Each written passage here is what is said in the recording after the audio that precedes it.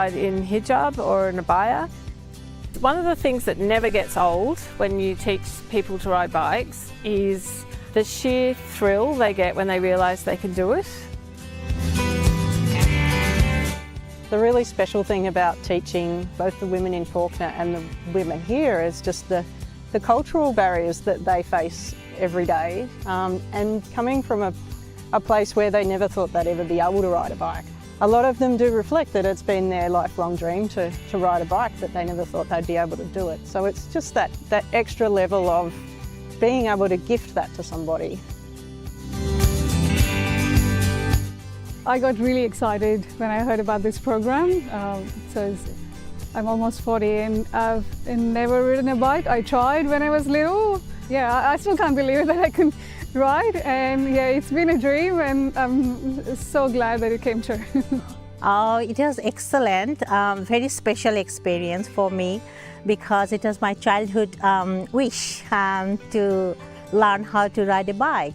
Yeah, my experience was great because I've never ridden the bike before, so it was like truly empowering for me, and I thought I can't ever learn, but Kaz was really patient and encouraging. At this age, it's a really courageous thing to learn new things. And any age, anyone can do it if they want it. And willingness is the most important things, and that's I prove myself. I think it's good health-wise as well as environmentally. It gives me some physical activity to incorporate into my daily routine. I think it was great to find other people like me who have recently learned to ride, and we are all well connected now. Yeah, after so many years, I'm very grateful to have this opportunity and have Cass and Faith with us. And they've been amazing, amazing teachers. Everybody should give it a go and see for themselves how easy it is. Yeah, because I never thought I could, and I'm able to do it now.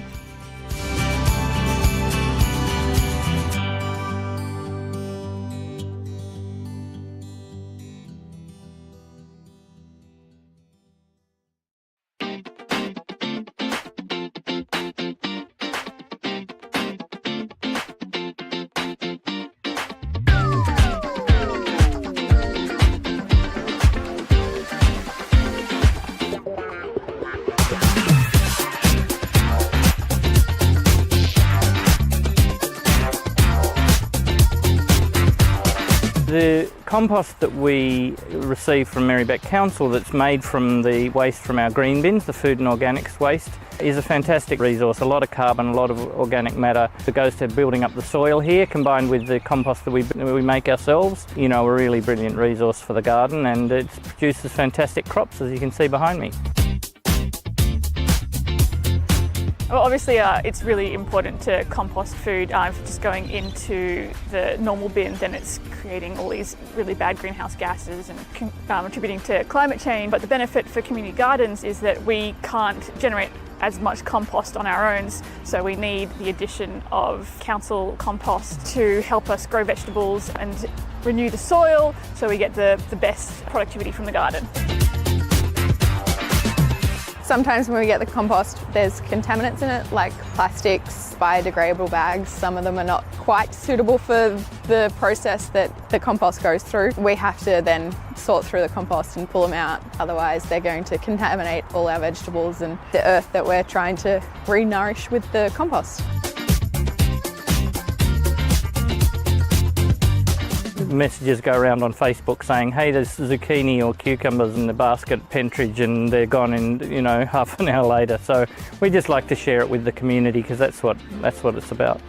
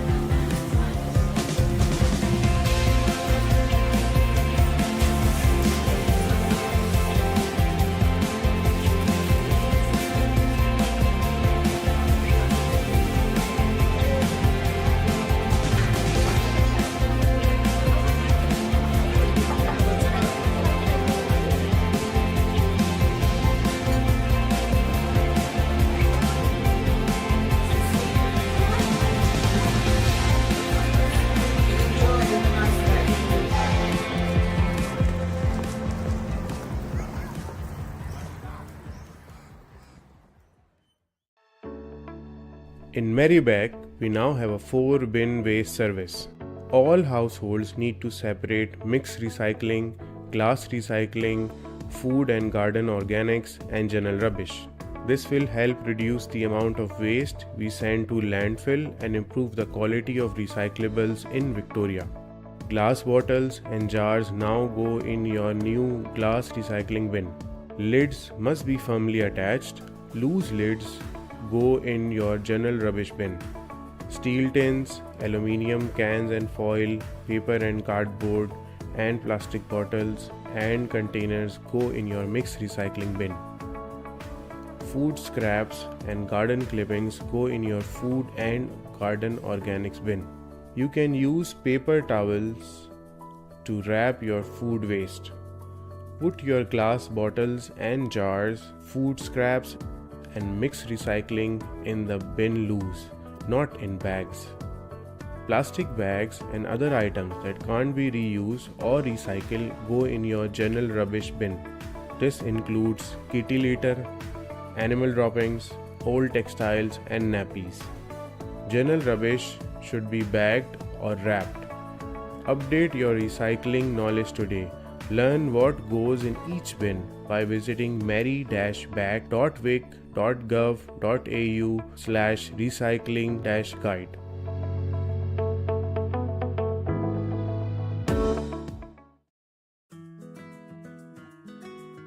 Why did we decide to go all electric?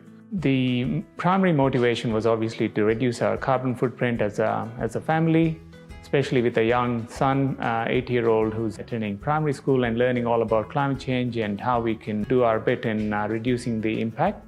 Since purchasing this house, we've installed solar panels, and we've also converted all our appliances cooktop into induction cooktop. Removing the gas cooktop, we've installed the split systems and also the hot water heat pump. At the moment, we export most of our electricity that we produce on a sunny day, which is not a bad thing because we do get paid for that exporting the electricity. What I would recommend others thinking of going on this journey of making their home all electric is to do it. But you can take it one step at a time, there's no rush, and there's a lot of information out there, and there's a lot of government rebates that you can access as well. There's Merri-bek City Council website, there's Renew, there's also My Efficient Electric Home Facebook page where you can consult and talk to people that are on this journey.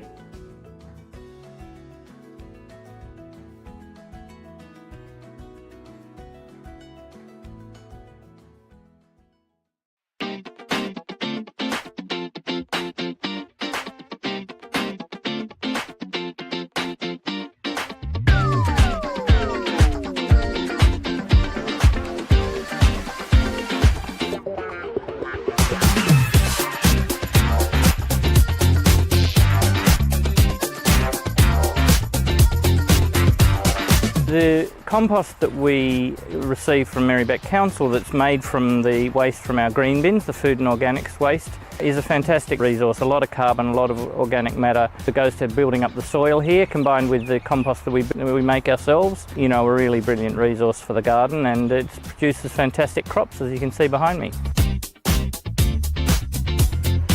Well, obviously it's really important to compost food. If it's just going into the normal bin, then it's creating all these really bad greenhouse gases and contributing to climate change. But the benefit for community gardens is that we can't generate as much compost on our own, so we need the addition of council compost to help us grow vegetables and renew the soil so we get the best productivity from the garden.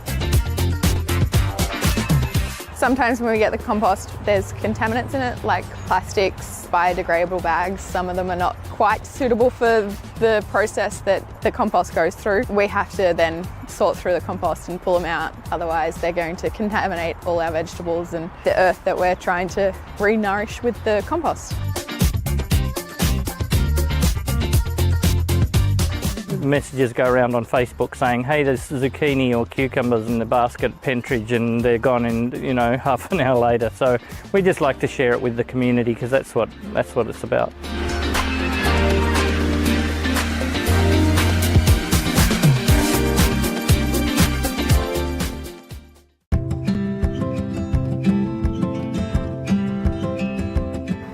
I'm Penny and I am very passionate about inclusion.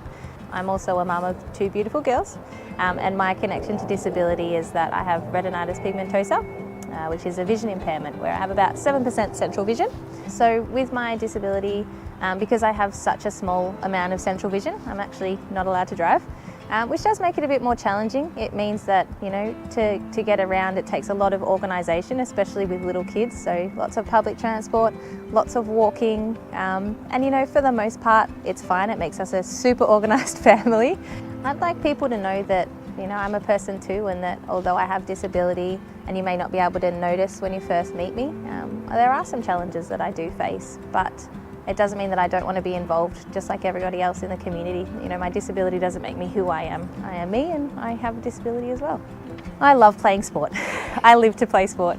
Sport's always been a big part of my life, and I was diagnosed at the age of 16 you know, despite having that diagnosis at 16, you know, it didn't change my love of sport, and I was really lucky in that I've always had such supportive community around me that it hasn't been too much trouble to make adaptations for me to play. So some of the things that help me is having a flexible workplace. So I work between Merri-bek Council and with Get Skilled Access. It wasn't really until I jumped on board and started working at Get Skilled Access that I think I truly accepted my disability. It took me a long time to be okay with sharing that with people.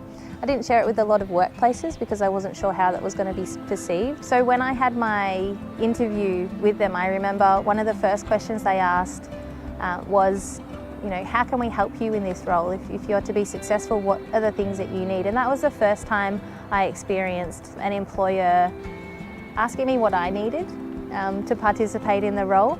That was a game changer. They make sure that inclusion is just how things are done. And so I've always felt included. But not only that, I work with so many amazing people that have different disabilities. And you know, it's really been an eye-opener as to how to be more inclusive as a person and how to teach others to be more inclusive as well. It's built my confidence around being who I am and being okay, you know, with having disability, and understanding that I actually can play a role in helping the community know more about disability so that there's more understanding around how to be inclusive out there.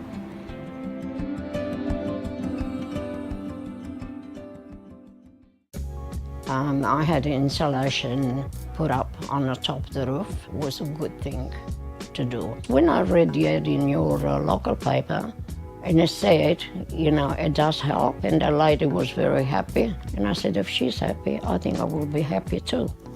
And yeah, I think it's the best thing that I came up with. The difference that it's made, it's comfortable, especially in summer. I hate summer. Yeah, winter I can put a jacket on, but summer it's terrible for me. So this, you know, keeps everything down, nice and clean, comfortable for the summer. I have to go through the winter, but I think it will be just as good. Yeah, just have it done. The people who actually looked after the job and done the job, it was the best people that I come across. I felt very comfortable. I felt like if I was with my brothers. Yeah, so have no fear. They're great people.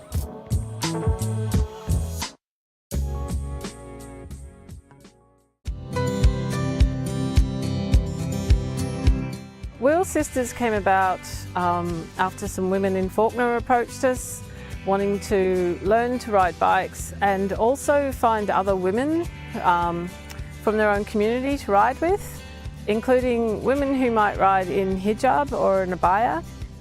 One of the things that never gets old when you teach people to ride bikes is the sheer thrill they get when they realise they can do it. The really special thing about teaching both the women in Fawkner and the women here is just the cultural barriers that they face every day, and coming from a place where they never thought they'd ever be able to ride a bike. A lot of them do reflect that it's been their lifelong dream to ride a bike, but they never thought they'd be able to do it. So it's just that extra level of being able to gift that to somebody. I got really excited when I heard about this program. So I'm almost 40 and I've never ridden a bike. I tried when I was little, yeah, I still can't believe that I can ride, and yeah, it's been a dream, and I'm so glad that it came true. Oh, it was excellent, very special experience for me because it was my childhood wish to learn how to ride a bike. Yeah.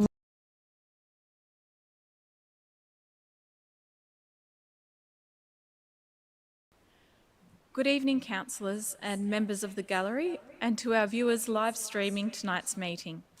My name is Councillor Helen Davidson and I'm the Mayor of Merri-bek City Council. And as chairperson of tonight's meeting, it's my pleasure to welcome you all here. Tonight we're meeting on the lands of the Wurundjeri Wurrung people, and I wish to acknowledge them as the traditional custodians and owners of these lands and waterways. I'd also like to pay my respects to their elders past, present and emerging, and to all First Nations communities who have significantly contributed to the life of this area, and to all other elders from other communities who are with us today. This council meeting is being recorded and web streamed live to council's website and Facebook. This recording will also be available as video on demand. Attendees are advised that they will be recorded during the meeting. And a reminder to councillors that we will act in accordance with the Councillor Code of Conduct, which supports the principles of leadership and good governance that secures confidence in the office of councillor. In the event of an emergency or disruption, we may be required to take action to ensure the safety of attendees.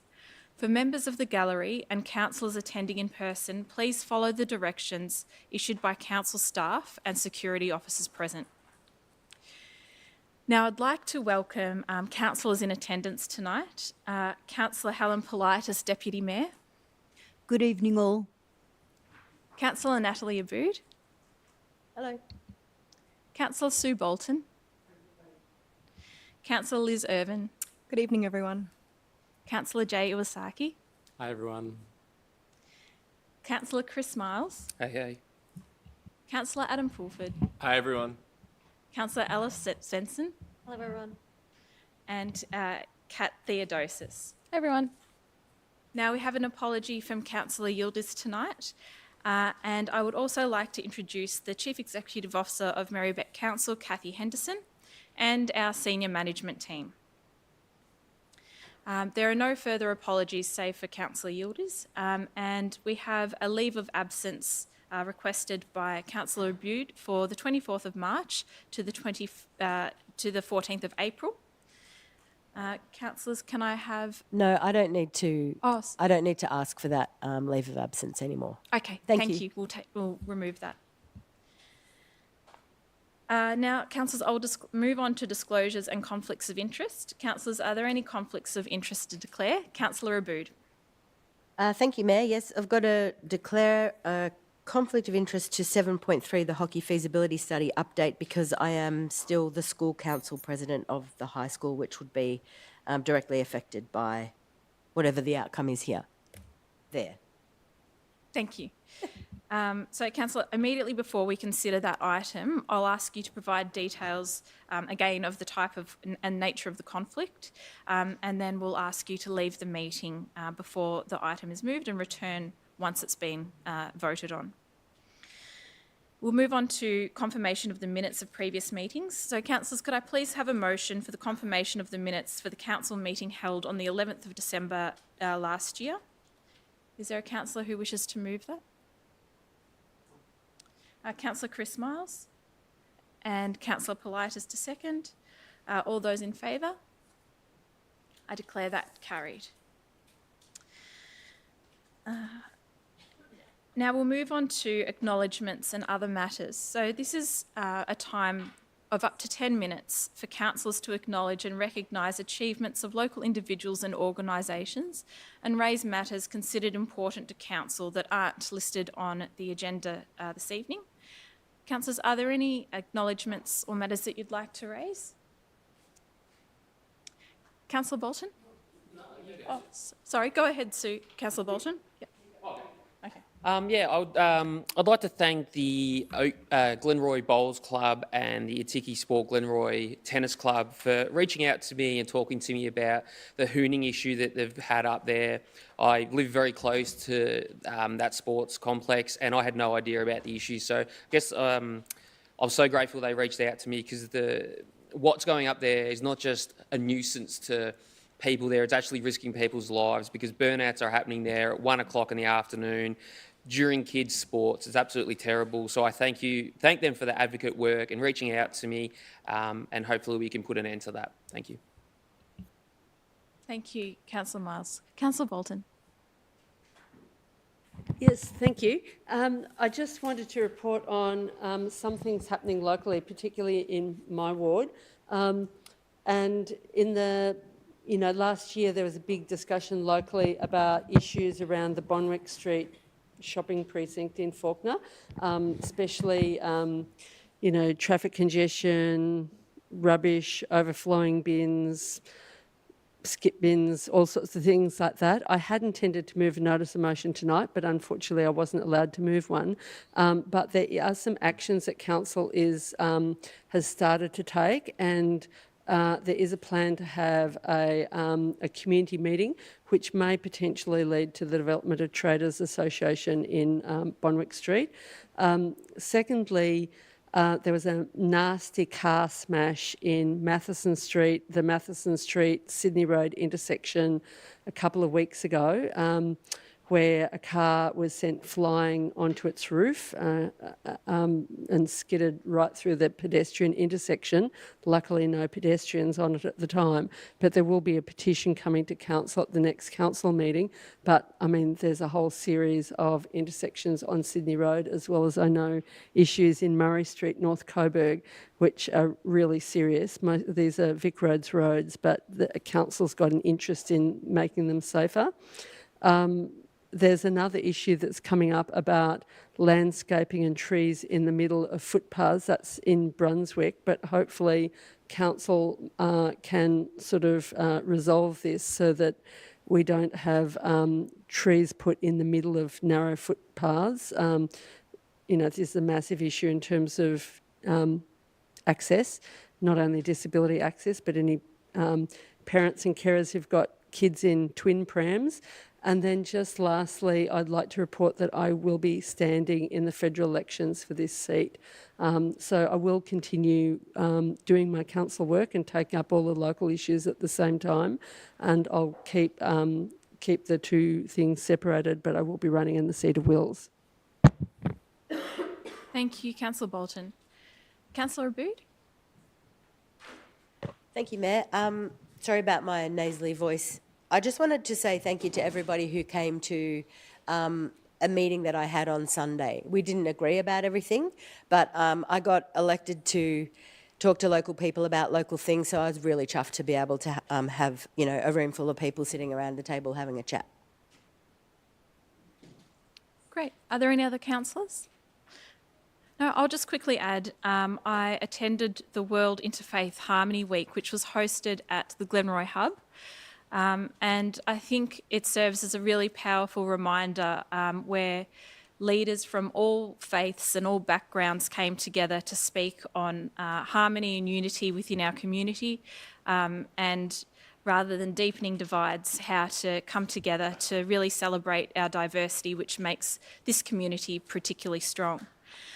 Also, a really standout point for me this week was when we had the Australian Chamber Orchestra start a program at Bellevue Primary School in Glenroy, where each student will be, in years 1 and 2, will be given the opportunity to have a violin or a cello, and they'll learn about music, violin, concentration, discipline, all through the Australian Chamber Orchestra. So it's a huge investment and something really wonderful that's happening in Glenroy. Now, we'll move on to petitions. So I understand that we have a petition requesting council investigate and address the deteriorating curb channel and road conditions of Sussex Avenue in Coburg. And Andrea Foxworthy is joining us online tonight to present the petition. So we'll turn to Andrea. Andrea has 2 minutes to address the meeting. Now, does any councillor have a conflict of interest to disclose? No? Okay. Hi, Andrea. Please go ahead. Hi. Hello, Mayor and councillors. I'm submitting the table petition on behalf of 24 residents of Suffolk Avenue, Coburg. Inadequate street stormwater drainage in Suffolk Avenue, Coburg is causing issues in the street, including pooling of water under at least 2 of the houses. Personally, we've experienced that the nature strip outside our house is frequently sodden and is a slipping hazard in wet weather. The grass in our front yard is also constantly moist. There's frequently stagnant water in the gutters that takes up to 5 days to drain. And in discussing this issue with residents of the street, many have expressed their frustration with this ongoing problem. Residents at one of the properties in the street engaged Pardo Engineering to undertake a geotechnical assessment of the site to give their expert opinion on the source of the water they found pooling under their property when they went to re-stump it. Their report indicates issues including poor pavement conditions, surface drainage, curb and channel infiltration, and absence of subsurface drainage in the street. It indicated surface water does not currently effectively drain from the pavement surface to the nominated street discharge, and that the curb is permeable, so any water that pools in it after rain soaks into the surrounding ground, creating subsurface water that encroaches on residential properties. They also noted that the curb and channel level is currently more than 200 millimetres below the level of the road crown at the pavement centre. Residents of the street are concerned that due to these street and stormwater drainage issues, water ingress is a risk to their properties on the street, potentially causing damage to the footings of the properties. A copy of this Pardo Engineering report has been provided to the drainage team at the council, and we call on the council to investigate these issues and prioritise the necessary work required to improve drainage and road infrastructure on our street. Thank you, Andrea. Is there a councillor who wishes to move the petition? Thank you, Councillor Bolton. And is there a seconder? Thank you, Councillor Pulford. We'll put that to the vote. All those in favour? I declare that carried unanimously. Now we'll move on to petitions received after the meeting agenda was produced, and we have one petition requesting that Council make the Boundary Road and Sussex Street intersection safer. Natasha Jovic is here with us in person tonight to present the petition. Thank you, Natasha. Please come forward to the lectern. Now, before Natasha starts, do we have any councillors with a conflict of interest to declare? No. Please go ahead. Yes, put the mic on. Yeah.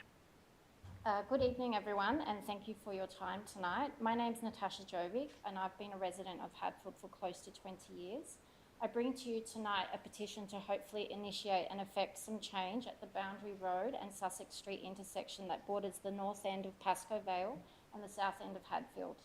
Drivers who are heading west down Boundary Road are illegally going around cars who are waiting to turn right and north into Sussex Street. The overtaking cars are using the left-hand only lane to go straight ahead. This puts the oncoming cars who are waiting to turn right and go south into Sussex Street at a high risk of collision. These overtaking cars are also often driving at speed to get through the lights. I use this intersection daily and have personally witnessed car after car, trucks, and even police vehicles crossing this intersection in this way with little regard for those they put in danger. This is particularly bad during the school drop-off and pick-up times, and also during the usual peak hours. Victorian crash data from the Department of Transport and Planning shows that there were 19 injury collisions at this intersection between 2012 and 2023. 7 with serious injuries requiring hospitalisation, making the intersection one of the most hazardous in the whole of Merri-bek. This injury data captures only those injuries recorded by police and hospitals. It is important to mention that this data does not capture the many numerous accidents that are not attended to by first responders, nor does it capture the many near misses that occur daily at every signal change at this intersection. I ask that Council accept this petition on behalf of concerned residents of our community, and that Council assist us in doing what they can to make this intersection safer for all who use it. I thank you for your time and look forward to your response. Thank you, Natasha, and thank you for the work that you've done bringing this forward. Now, councillors, is there a councillor who wishes to speak? Councillor Bolton. just say just a couple of words. I mean, I think you've explained all of the issues. I'm very familiar with this particular intersection, and it's good that you're collecting actually some data, because in my experience of other issues of dangerous intersections and dangerous streets in Merri-bek, that often it's when the community starts to collect the stories that actually has a big impact on council and Vic Roads, because this is a combination of Vic Roads Road turning into a council road on the other side of Boundary Road. So I think it is possible to get these things done, but sometimes it can take quite a while. Now, do I have a councillor who wishes to move the petition? Councillor Chris Miles, and a seconder, Councillor Theodosis. I'll put that to the vote. All those in favour? I declare that carried. Thanks very much, Natasha. Now we'll move on to petitions tabled by councillors. Councillors, do you have any petitions that you've received tonight that you wish to table? No. And it would be remiss of me not to acknowledge we have former Mayor Mark Higginbotham in the gallery, and also former councillor Monica Hart. And Councillor Sam Ratnam, who was also a former Mayor. Welcome. Councillors, gallery, do you have any further petitions you wish to table this evening? I don't believe there are any further other ones. Yeah. Now we'll move on to questions of councillors and community statements, and I'll outline how this section will operate. The time provided for questions and statements is 30 minutes, and the time can only be extended by another 30 minutes by a resolution of council. If we do not have time to answer your questions, it will be taken on notice and responded to in writing. Priority will be given to questions and statements that relate to matters listed in the agenda. If time allows, questions about items other than those listed on the agenda will be considered. A maximum of 2 questions or statements in combination is allowed per person, and questions or statements that relate to a matter listed on the agenda will be dealt with first. If you have registered to ask a question, when I invite you or your representative, please state your name and suburb and then ask your question with a preamble or background for up to 3 minutes. If you have registered to make a statement, when I invite you or your representative, please state your name and suburb and make your statement without talking longer than 3 minutes. If you have submitted a question or indicated you have a second statement, it may be dealt with at my discretion. And it may be deferred until all other persons who have submitted questions have asked their first question, or not be asked if time does not permit. So there's a maximum of 3 questions will be heard on any one subject, and then we'll proceed to the next topic. If time allows, we'll return to the previous topic. I will either answer the question on behalf of council or invite another councillor to answer. Alternatively, I'll ask the Chief Executive Officer to provide a response or refer to a council officer. There will be no response or discussion in relation to community statements. As detailed in the governance rules, questions or statements may be disallowed if they are defamatory, indecent, abusive, offensive, irrelevant, trivial, objectionable in language or substance.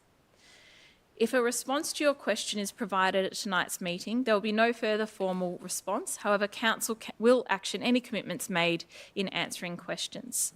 So question time will start at 7:19. Council has received a total of 20 questions and 12 statements prior to 5:30 tonight, so there's quite a bit to get through. So due to the large volume of questions and statements received on the agenda, 10 questions and 2 statements, largely relating to non-agenda items, were taken on notice. We'll move on to the first question, and that's in relation to 7.2, Shared E-Bike and E-Scooter Community Engagement Approach, and that's from Andrea Bunting, who's in person with us tonight, who has a statement. Thanks, Andrea.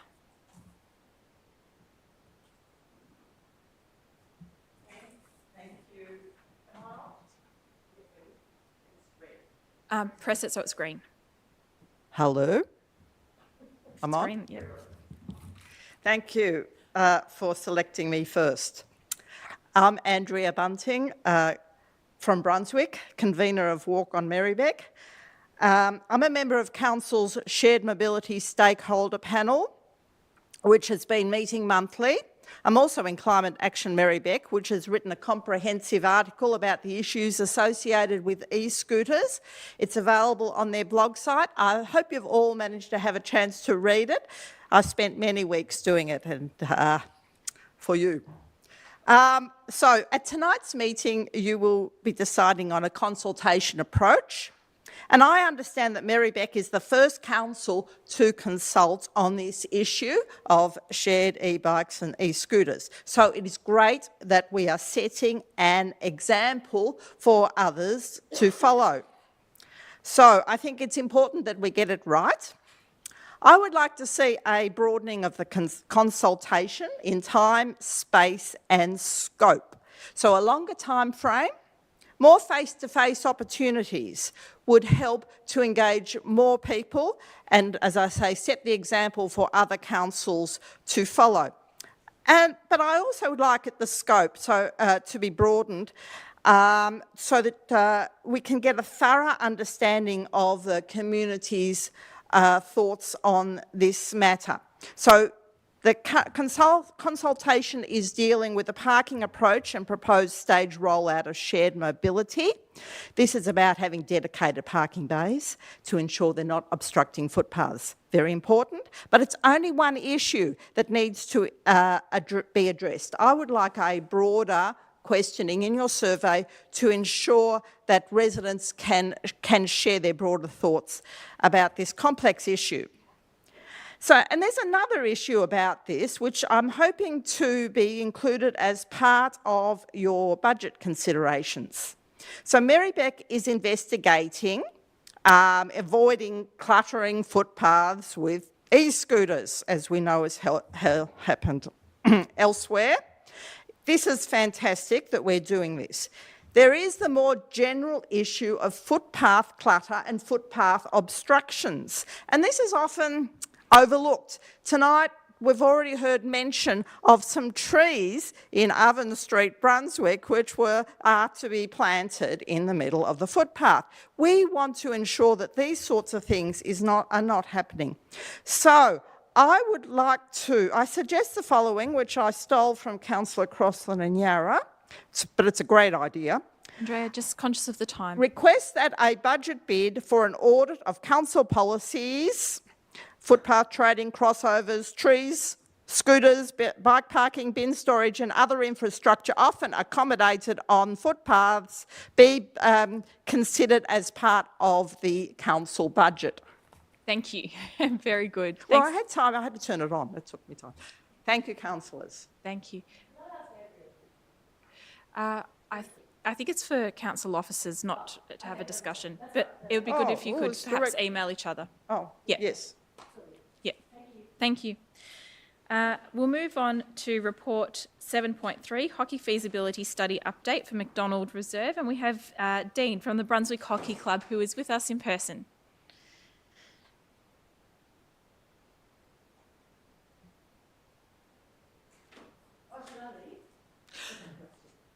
I think it would be prudent to leave, yes. Yeah.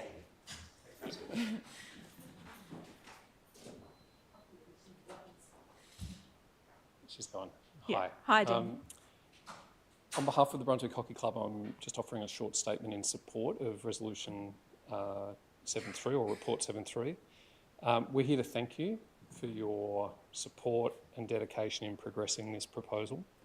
It's been a long time. We first started on this journey in 2019. Council very kindly funded a feasibility study which we flew through, but which reported more than 1,000 days ago.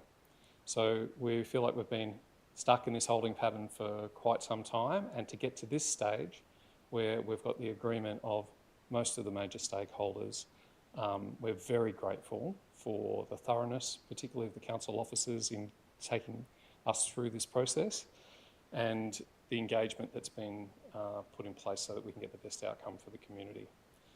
Just to hit the high notes, we are one of the largest sporting clubs in Merri-bek. We've got over 540 registered players across 35 teams. We're much bigger than many soccer clubs and cricket clubs and tennis clubs. We've got one pitch, 2 change rooms, no hot water, no shade, no seating, but we're happy. We've gone as far as we can with our existing infrastructure. The feasibility study showed we have an overwhelming case, and the council's foresight in making available an investigation on McDonald Reserve as the most suitable location has made our wait worth the while. So we're at the point now where I think we've got the agreement of most of the major users of the facility, Coburg High and others, but we know that there will be issues as we move forward. There will always be in a major project of this side. We are extremely flexible. We can iron them out as we go. It's taken such a long time to get to this point, and I really beg you that we keep moving forward. We know that repurposing McDonald is a privilege. It's a privilege we're grateful for, and it's an opportunity that we respect. We'll be good neighbours to Coburg High. We don't want to build a gilded cage for old men. We want the community to use the facility, and for Coburg High in particular, to have the use of that facility during the day. That just makes sense. Brunswick Hockey Club provides affordable, inclusive participation for Merri-bek residents. 2,000 primary students a year get a free hockey clinic from us. My son was there today at one of the primary schools doing that, free of charge, all as part of our community service. And we want to share the community sporting infrastructure that you make with other sporting clubs like tennis and like others. So Dean, thank you for your support. You've given us a home, or at least the hope of one, and our players can finally look forward to a hot shower. Thanks Wonderful. very kindly. Thanks very much, Dean. Cheers. Thank you. And we'll move on to our second speaker on this report. So John Engelhardt, who is in person with us, and John has a question.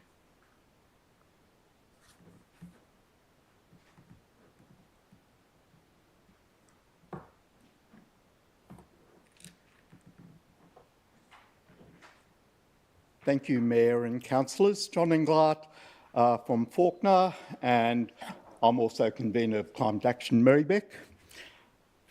So I've been concerned about synthetic surfaces since 2021, and I've been talking about the problems with those surfaces since then. I sent you a submission we did on McDonald Reserve, and I don't believe that submission was properly represented in the consultation and engagement report, particularly the risks in regards to PFAS being in nearly all synthetic turf. But I've been working with some of the council officers, and I think there is a way forward to this for a hockey pitch using synthetic turf, and that is over the last year or two, manufacturers have devised PFAS-free products. Now, from an environment point of view, they're still damaging to the environment, but it reduces the risk. And I think hockey is one of those sports which has locked itself into synthetic turf surfaces. So I don't think there's any other option for that sport. There's no alternative surfaces. So I think, we have to look at risk limitation. And officers have specified reducing mitigation, reducing microplastics from synthetic surfaces, and that's been really positive. And if they can investigate PFAS-free products and find one and certify it as PFAS-free, I'm willing to proceed on that. There's a couple of other issues. I think tennis is down in the attachment as synthetic turf, and there's been no adequate explanation of that in the report.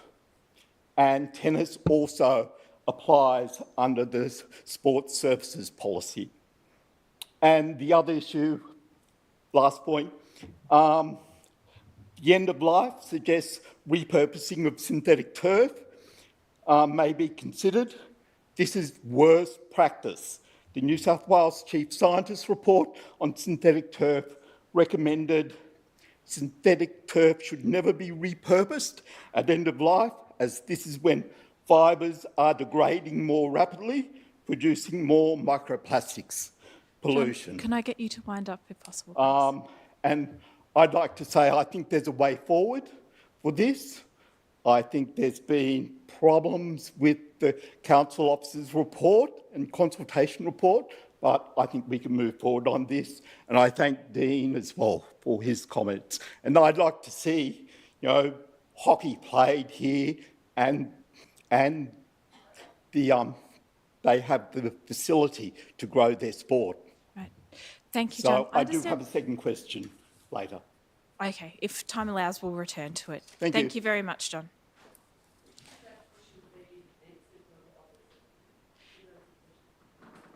Yeah, it appeared like a statement. I've taken that as a statement. Yeah. It did have actually a question at the start, and that was, has the sports surface policy already been applied to the proposed surfaces for hockey and tennis at McDonald Reserve? Okay. We'll pass that to the Director of Community through to Eamon. Great. Thank you, John, for your question, and thank you for the time you've taken to provide the team feedback. And I know you've been talking with them a lot, so I really appreciate that. The sports surfaces policy has been a guiding document in our early thinking, our conceptual thinking around the hockey pitch, and it'll continue to inform the project as we move into design development and, importantly, specifying what sort of surfaces will be used. Apologies if that wasn't clear in the report, but we'll make sure when we come back to Council, if we come back in April, that's really, really clear. I think on some of your other points, John, you've covered some of my question already, which is great. But in terms of the PFAS-free, the forever plastics-free synthetics, there are, I think, 3 Australian suppliers or manufacturers, and we will absolutely look at pursuing that to the nth degree. It's really, really important. On tennis courts, so tennis is sort of in a later stage for the project, so we're really still very conceptual with this, but tennis at the moment is played on 4 synthetic clay courts and 2 mod grass courts over at East Coburg. There's a lot more work we need to do with the club and with providers and specifications in terms of working out exactly what surface we'd use going forward, and we'll use that policy, that sports surfaces policy, to guide that process as well. Just lastly, on the end of life stuff, you make a terrific point. We will look at the most responsible way of disposing of that synthetic turf at the end of its lifespan, noting that the technology around all of this is moving fairly quickly. Thanks, John. Thank you. Thank you very much. We'll now move on to 7.4, Amendment C196. Peter Bickle, who's in person, who has a statement and 1 question.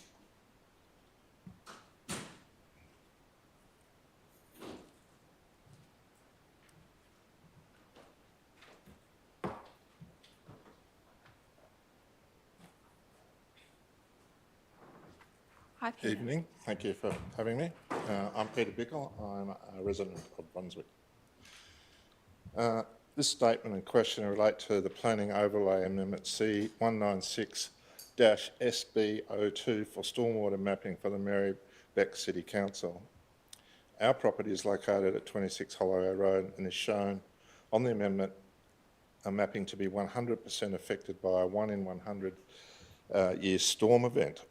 Adjacent properties to ours are shown to be not affected, partially affected or wholly affected. This only applies to properties on the west side of the street, a street which could be considered flat for its full length. This seems to me a very nuanced and inconsistent mapping. The map also shows the source of floodwater emanating from council land, Gillian Oval, at the rear of these properties, not from the street. A storm on the 12th of January confirmed that the council pathway behind our property was flooded and the stormwater pits in this area were drowned and ineffectual. Other council land nearby, Brunswick Park, was also flooded. I have previously noted this too and met with council planning officers to discuss the overlay mapping.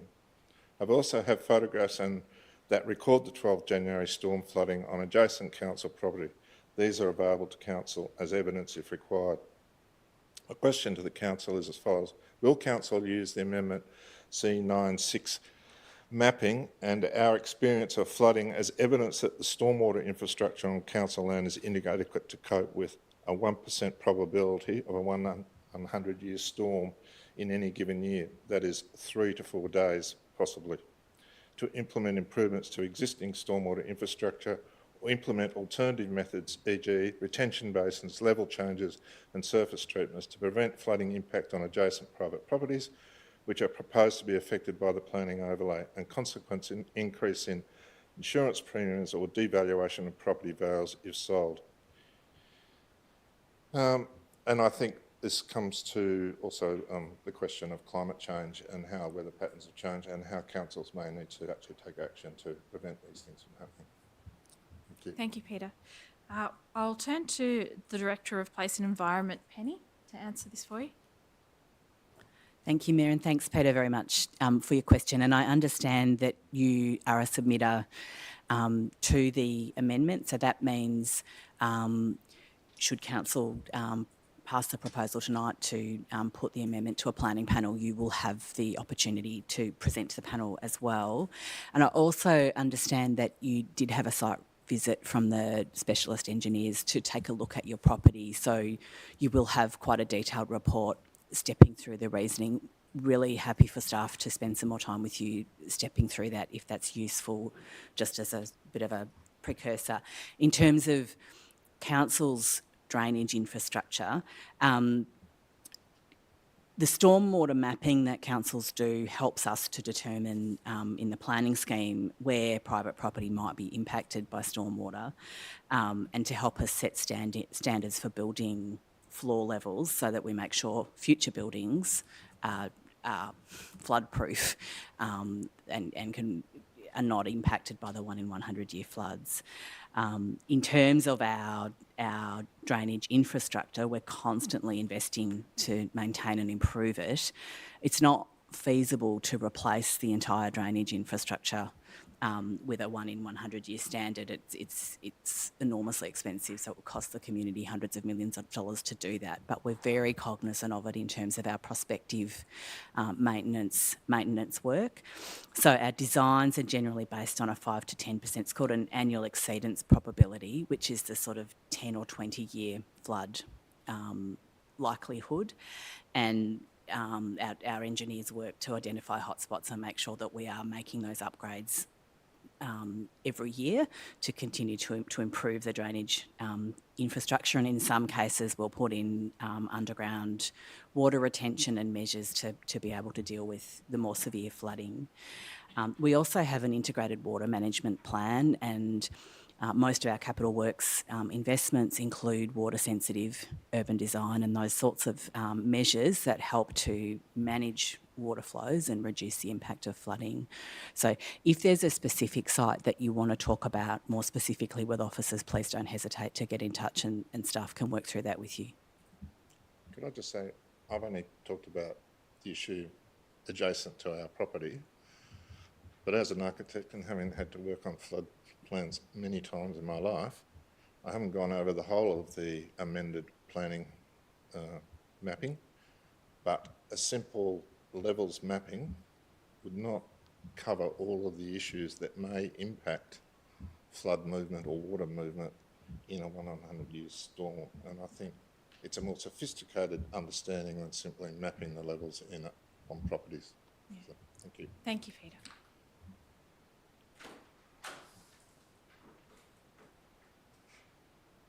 We'll now move to 7.5, Amendment C231. Marion Atwater, who is online, and Marion has a statement.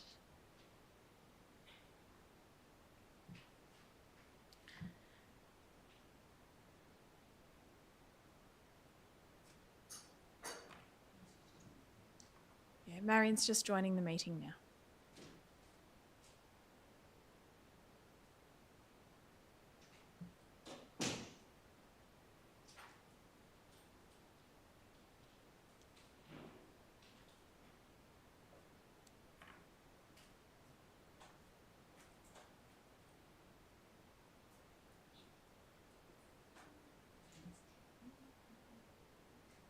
Yep, we're just waiting for Marion to join.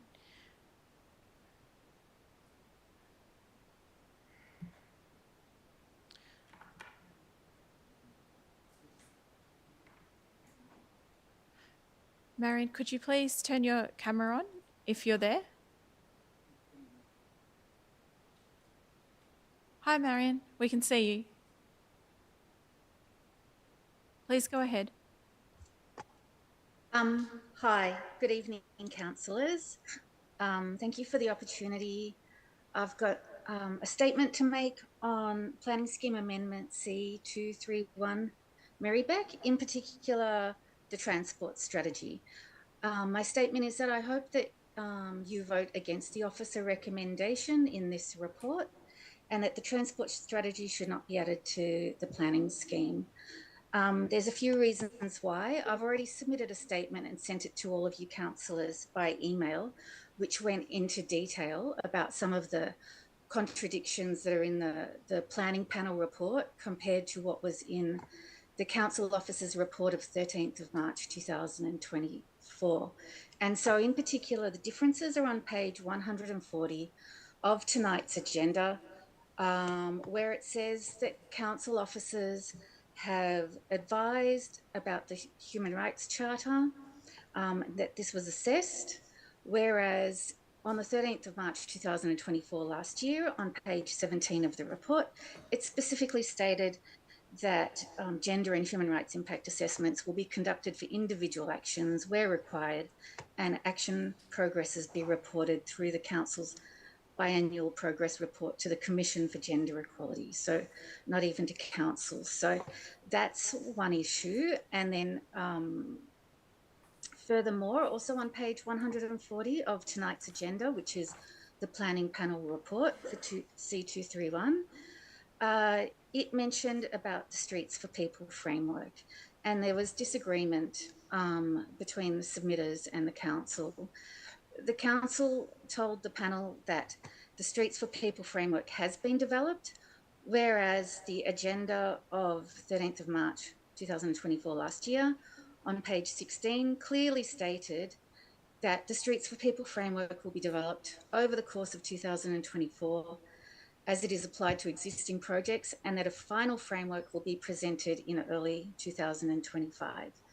So we are still concerned that the community engagement policy is not clear about how this new transport strategy and how the Streets for People framework is going to impact on community consultation. It was clear last year that councillors were still not clear on how that would work. And I would just like to point out a couple of other issues for why you should not adopt the council officer recommendation.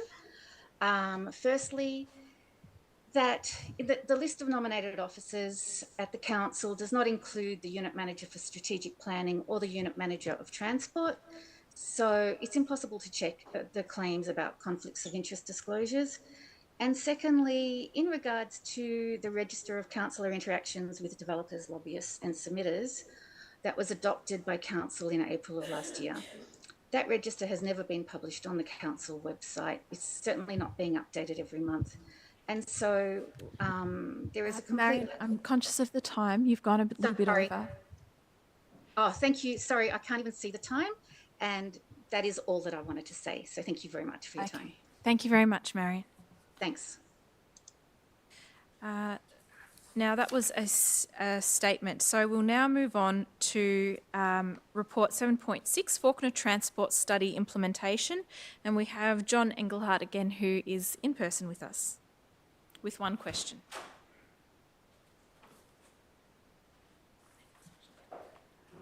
Thank you, Mayor and councillors. So I've been a resident of Faulkner for 15 years and I use my bicycle all the time. So I want to talk about, for a little while, for just a couple of minutes, the transportation study. I think it lacks ambition and vision to improve mobility and active transport and improve connections. So firstly, the Roma Street cycling link, it's down for deferral, no time frame. Yet it is a busy pedestrian route with kids walking to school and from school, and also people walking to the mosque during prayer times. So it's a busy area at specific times. The route there is actually cracked pavement and there's no priority for pedestrians and cyclists at the road crossings going into the school. So I think it needs to be addressed as part of the east-west cycling link.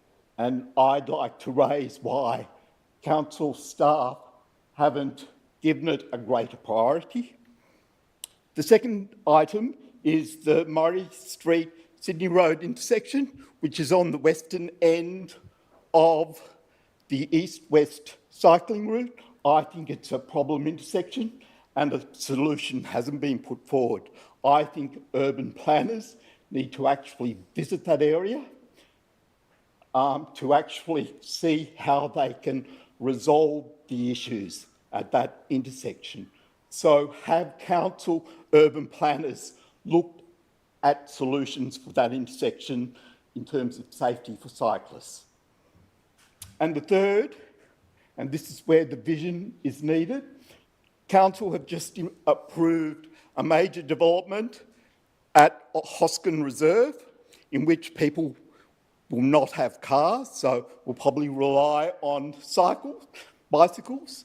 So I ask, why didn't the north-south route, instead of going down to the Merri Creek Trail, connect it through Parker Reserve and Shorts Road and over to the Upfield Bike Path and then to Hoskin Reserve? So that would entail those new residents will be able to better access the facilities in Faulkner Primary School, Charles Mutton Reserve, the other shops and amenities in Faulkner. So I think council needs to have a little bit more vision, and I'd like to ask why the urban planning didn't propose that as an end to the north-south cycling route. Thank you for your question, John. Before we turn to the Director of City Infrastructure, we've come to the 30-minute mark for question time. Councillors to extend. Councillor Natalie Aboud to move the motion and Councillor Bolton to second extension of question time. All those in favour? I declare that carried. So we'll now move on to a further 30 minutes of question time, and I'll turn to Anita to take John's question. Thank you, Anita. Thank you, Mayor, and thank you, John, for your question and your assessment of the report that we've put forward tonight. The Roma Street link is represented in the recommendations in the report, and it's reflected in the map that's attached to the report. The north-south connection is reflected with works prioritised to improve the link through Charles Mutton Reserve that can support a safer and more direct connection to the Merri Creek Trail. Further corridor improvement works to improve the walking and riding network for both east-west connections and north-south connections can be considered as part of the draft Streets for People plan. Consultation for this plan is expected to occur in April this year. The Streets for People plan will determine key corridors in Merri-bek that can be targeted and prioritised for improvements. This is the appropriate strategic process for consideration and prioritisation of a strategic project and corridor improvement, such as the one that you have proposed. Thank you very much. Thanks, John. Thank you, Anita. And I do understand it's quite hot out there. My apologies. We've tried very hard to get the aircon working out, but I think we'll just have to use what we can as fans. We'll move on to the next question. We have a question in relation to report 7.8, traffic management in Brunswick Southwest. We've got Janine Stubbs, who is online, and she has 2 questions. Hi, Janine. Please go ahead.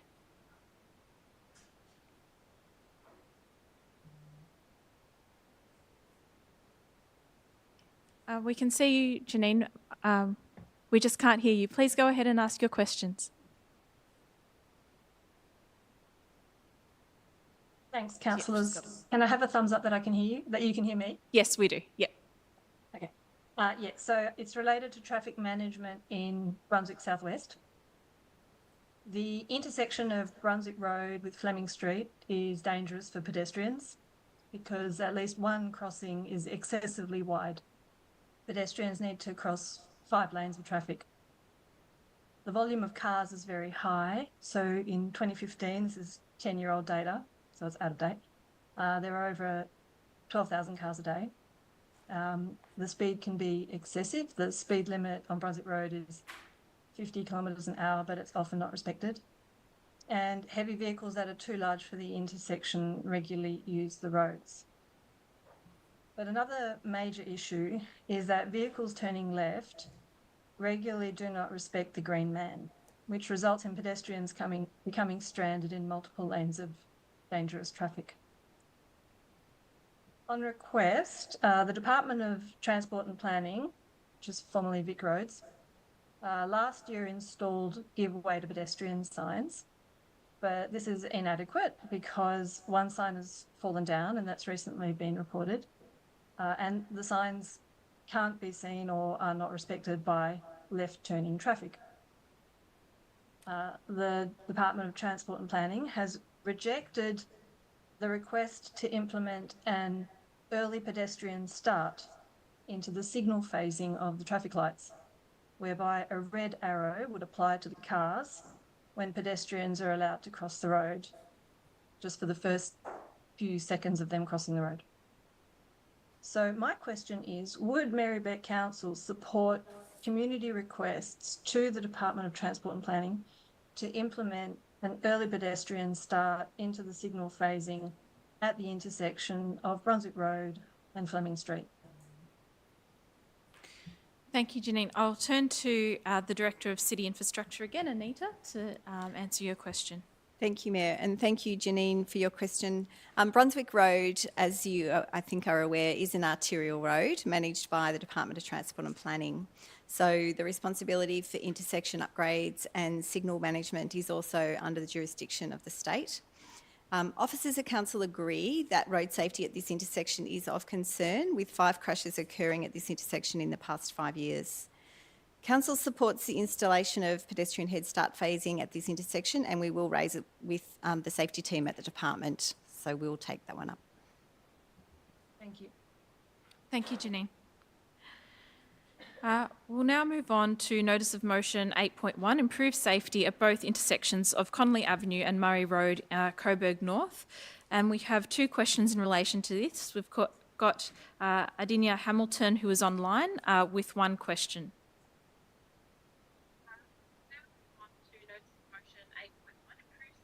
We've got a little bit of feedback there, but please go ahead and ask your question. Thank you very much. I'm Adina Hamilton. I'm a resident of Coburg North and I don't represent anyone. I wanted to speak in support of the proposal to do a report on how to make the Connolly Avenue safer.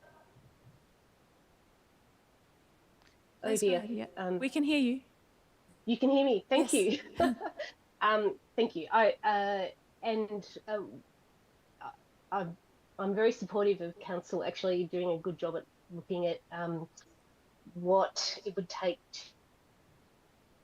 to make that a much safer place, particularly for the Coburg High School students like my daughter who use that area, also other users. I drive, walk and ride my bike around that area very frequently and have often experienced some very scary experiences because of cars speeding up the road.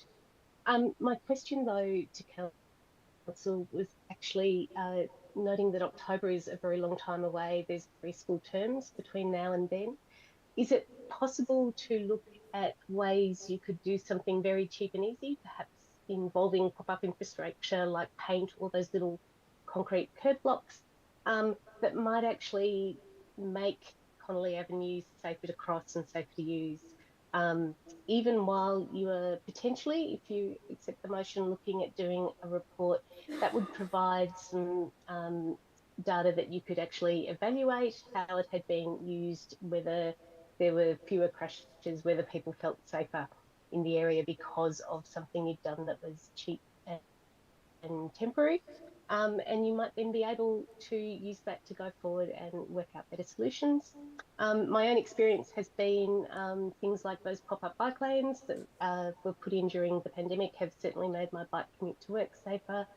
I use the area around High Street and Oakover Road in Darebin quite a lot, and that was made much safer by pop-up infrastructure long before the council kind of formalised that with roadworks. So my question is, yes, what's possible in that regard? Is there something that could be done quicker than October? Thank you. Thank you, Adinia.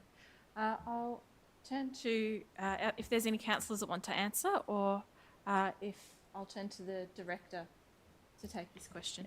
Thank you, Mayor. Thank you, Adina, for your question. Officers agree that the intersections of Connolly Avenue and Murray Road are unnecessarily wide, and it does facilitate higher speed movement through the intersection than is really preferable and does cause a safety issue. So in response to the motion, officers are comfortable to consider short-term as well as medium-term and long-term solutions to address the safety at the intersection and along Connolly Avenue, and that could include temporary treatments. Thank you so much. That's really great to hear. Thank you.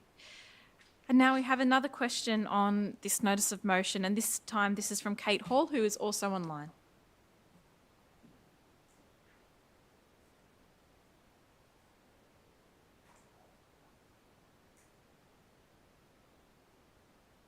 And I think we're just trying to get Kate into the meeting.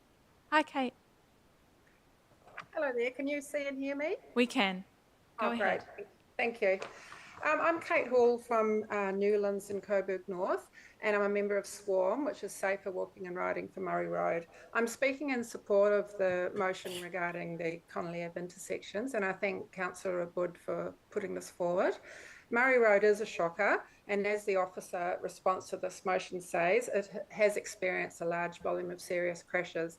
This is unacceptable and puts at risk the very high number of people walking and riding in the area, which includes children and young families accessing Coburg High, Newlands Primary School and Merri-bek at Children's Centre mainly, as our survey of 355 locals showed. And while Murray Road is a state arterial, the Connolly Ave intersections are council's responsibility. Connolly has a serious rat running problem with apps sending drivers there and a large volume of trucks and other commercial vehicles taking this shortcut via Gough Street to avoid the Elizabeth Street lights. Looking at those 3 intersections now, Connolly Ave at the bridge, Merri Bridge end across from Outlook Road, Council's own traffic study showed at this point a whopping 39% of westbound drivers were speeding over the already high 60k speed limit. I've seen a 3-car crash there, and on the Outlook Road side, a young man lost his leg after a horrific crash. Any investigation should consider that whole 4-way intersection with Outlook Road across the road. It just needs a total redesign. This section is a gateway to Merri-bek's greatest concentration of formal sporting facilities, open space and creek trails, and access needs to be safer. The planned sports hub would generate even more traffic. Vulnerable users at this location include public housing residents on the corner, school children, and the many young users of the sports facilities. Connolly at the other end has Newlands Senior Sits, Merri-bek Children's Centre, Newlands Preschool, Newlands Neighbourhood House, and the shops across the road.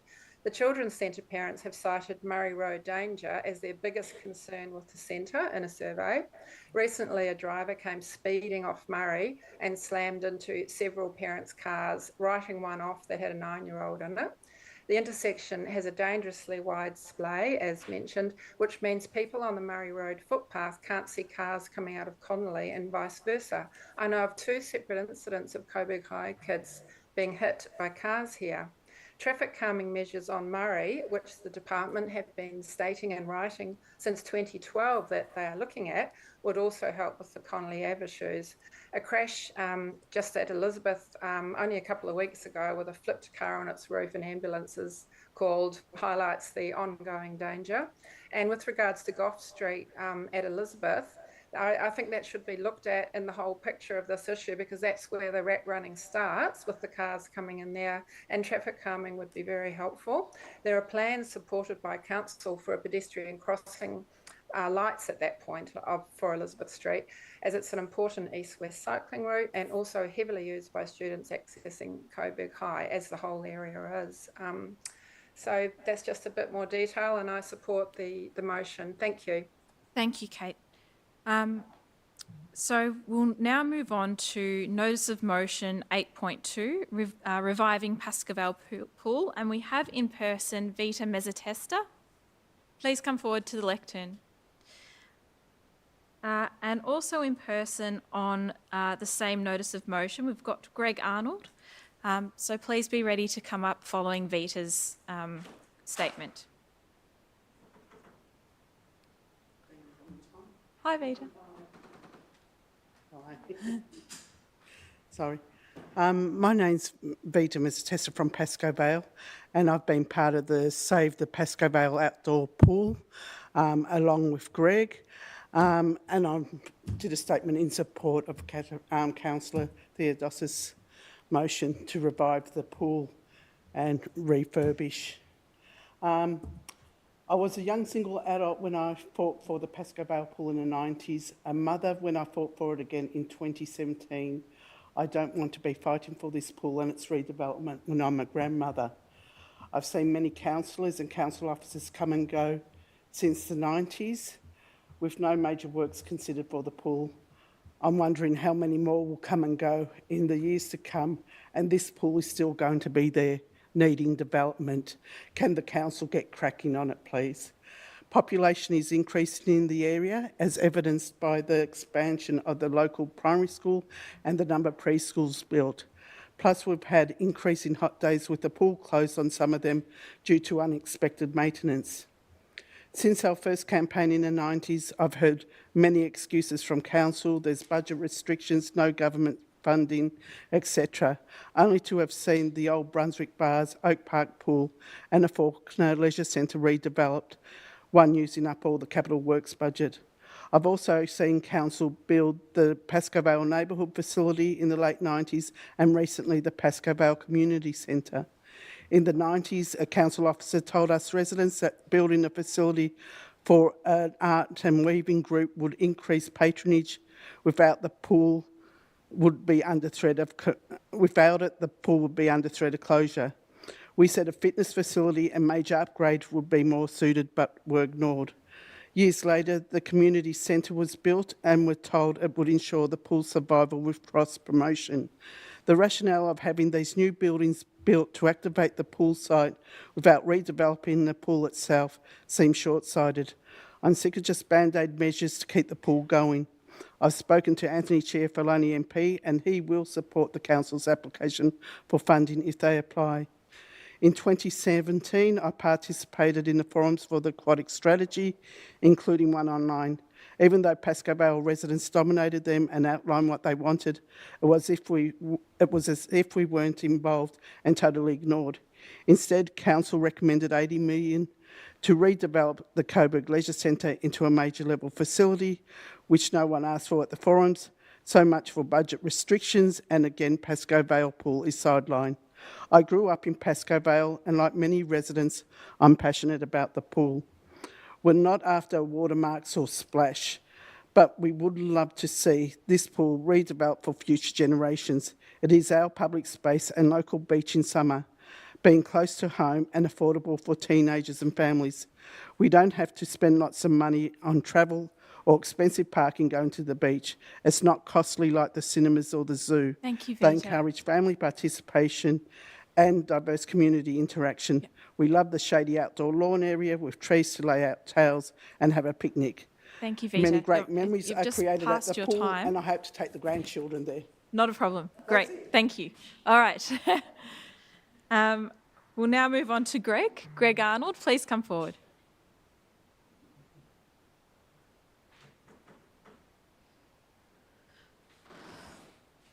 Hi, Greg. Hello, please everyone. go ahead. You've got 3 minutes. Okay, I'm Greg Arnold, and I'm here on behalf of Save Pascoe Vale Outdoor Pool Committee, and want to support the motion of upgrading the pool.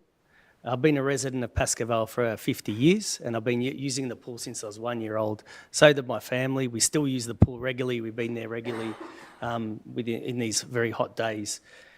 I've been advocating for the pool since the 90s. As Vita said, before online petitions, we went door to door collecting over 1,000 signatures, and which shows how important the pool is.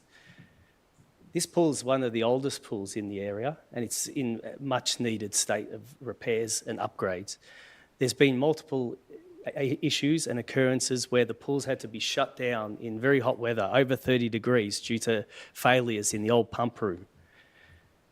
The Pascoe Vale pool provides many benefits for the local community and is a very important facility to provide social and physical benefits, and requires these much needed upgrades to support the community now and in the future.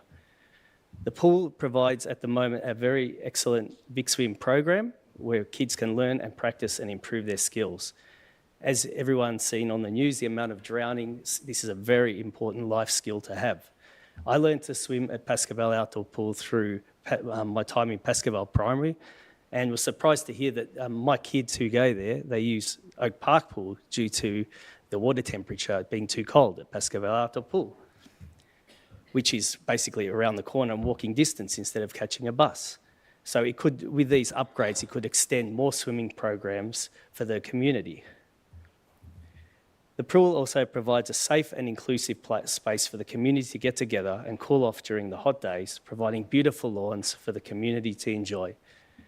I also created the Save Pascoe Vale Outdoor Pool website, which many of you may have seen, and I get a lot of feedback almost daily about what could be done. So I'm very happy to share that with Council in the future to basically get the community feedback to do the upgrades needed.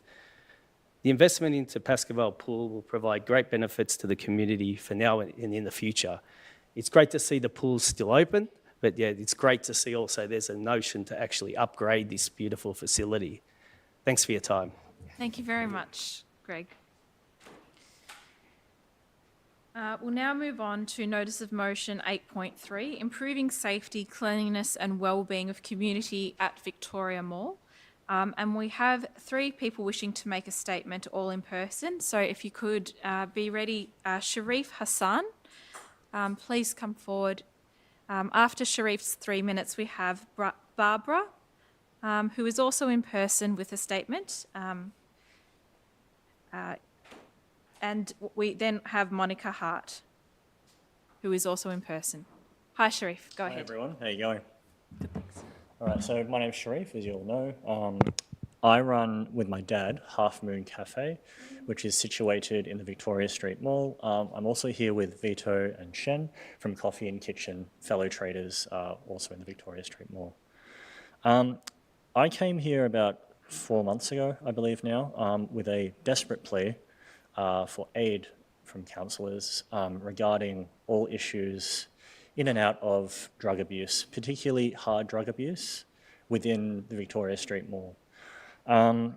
Of course, this is always, it affects all our businesses. It's affected every business within the mall and beyond. So it's affected a lot of businesses on Sydney Road as well. So we were dealing with issues like windows breaking. So windows were being smashed, I'd say, on a weekly basis, maybe even a bi-weekly basis. The number one bit of feedback that I had from people was, I love the Victoria Street Mall, but I will not bring my family here, okay? Which was concerning for all of us as traders, particularly when we're in hospitality. Kids were non-existent for the 4 years that we were, under the influence. You rarely saw kids other than at rhyme time in the library. There was constant screaming, intimidation, and begging constantly on our tables. When one table declined, they just moved to the next table, next table, next table, next table. And this happened every 10 to 15 minutes, so it was exhausting. Yeah, there was broad daylight hard drug dealing, so just wide out in the open for everyone to see. This is a big deterrent for families. And yeah, we had a lot of fights and assaults that would break out, I would say on a weekly basis. There was a stabbing about a year ago or so, I can't recall. But yeah, we've been plagued by a lot of issues within the Victoria Street Mall. Yeah, we also had trade buildings vacant. Now, I want to thank Council for your rapid response because since I made the address, things have changed. And again, I really want to thank everyone for doing that. Not a single window has been smashed. Families are coming back, which is great. On the weekend, there were kids playing in the mall. It's fantastic. It's what we want.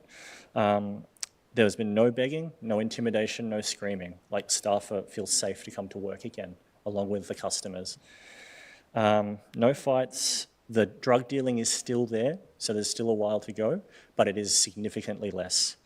And trade buildings have been occupied now, which is fantastic. So I guess in support of motion 8.3 tonight, security, which has been installed and made a huge difference, is currently vital for us to continue trading. It is really difficult without the security and everything that they have done in order for us to trade comfortably. Okay, thank you. Yeah, we hear you. Thank you. Now, if Barbara is there, could Barbara please come forward as well?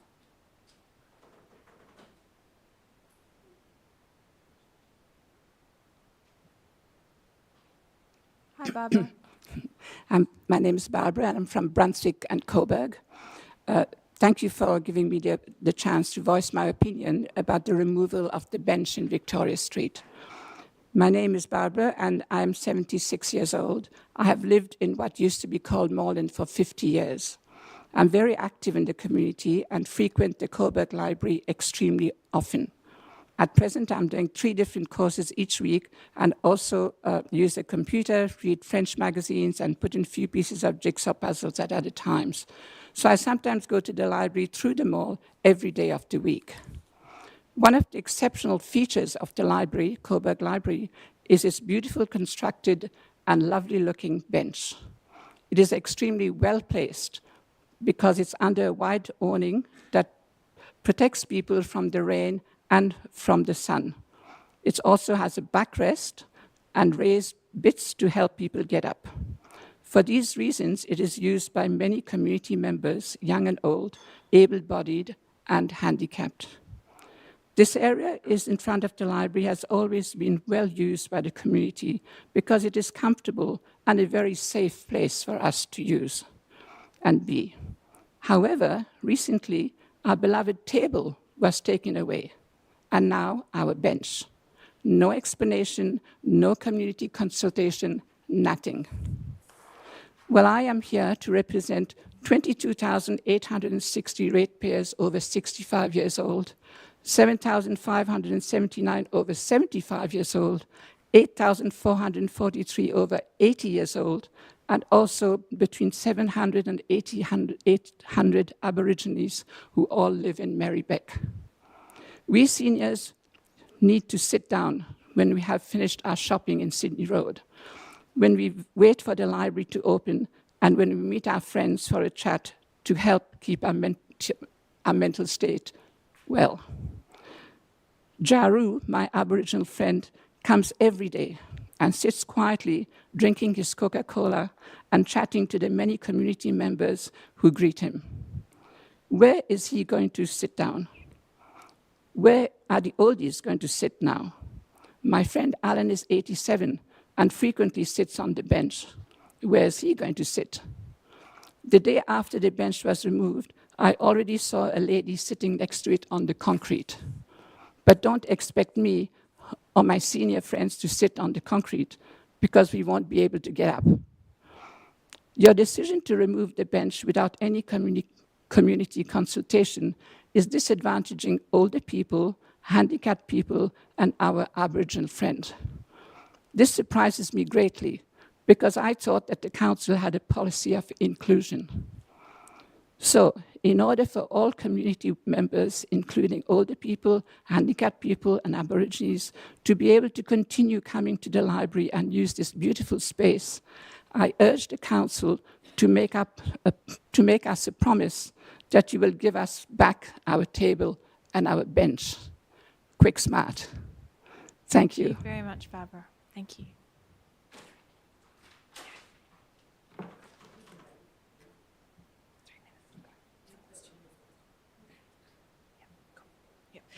Monica, please come forward. Yes. And we have the remaining 3 minutes are yours, and then we've expended our question time opportunity. We'll need to move on to reports. So please go ahead. Thank you, Monica. Okay. Thanks very much, councillors. I was here really in the capacity of a chauffeur for the people from Coburg who are attending and speaking tonight. The 11th hour, I was also asked to provide a statement and talk about some of my own experiences, which I wanted to relate to council. Many people would know that I'm a crisis worker. I work down in St Kilda, and I've worked for 10 years there. And I've lived and breathed many of the issues, I've worked, I should say, and breathed many of the issues that appear as part of the notice of motion that's here tonight. Those are the considerations of the health and safety of workers, the vulnerability of homeless community, the risk issues for community in general, the complexity of issues of mental health, the complexity of substance use, and the increasing violence that can appear in our communities, and the work we do with police, the work we do with Ambulance Victoria.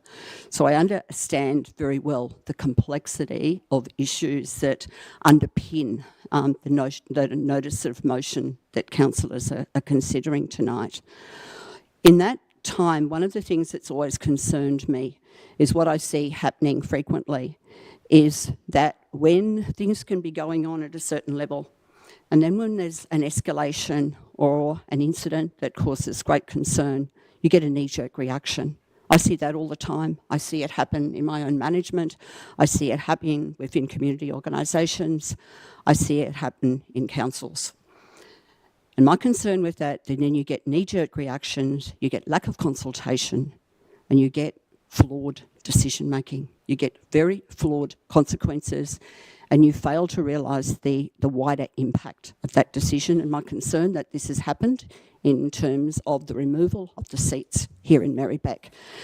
And I want to relate what I saw in Port Phillip. I saw exactly the same. I saw the seats go. I saw the planter boxes come in. There's less room on the footpath. People who had sat outside post offices, people who had sat outside the pharmacy, newsagent could no longer do that. So what you're trying to do, you're trying to make a community safer, but what you've done is actually remove the community, and it has the reverse effect. So what I saw was somehow those streets become far more barren.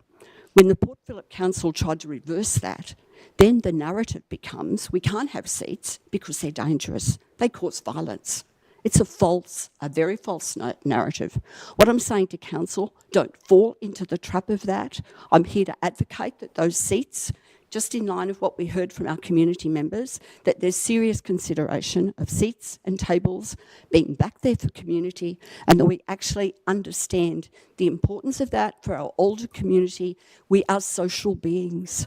Older people who are more isolated absolutely need that social cohesion and what comes from the informal structures of places like outside the library and the vibrance of what we've had in the mall. So please restore that, and good luck in the debate. I understand the complexity of the wider issues you're debating tonight.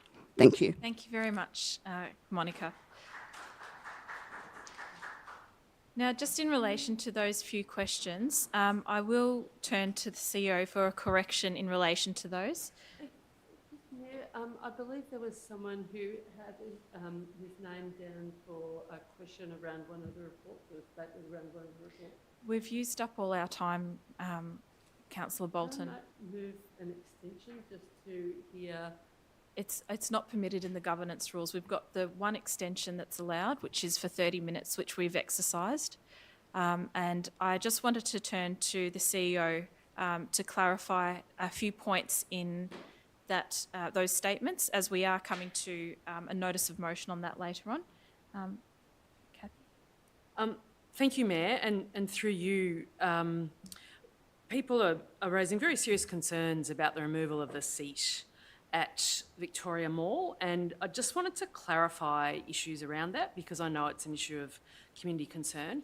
Of course, the council wants all members of the community to feel welcome and included in public spaces, but the issues at Victoria Mall have been about very real issues of immediate public and staff safety, and I really wish that wasn't the case, but they are.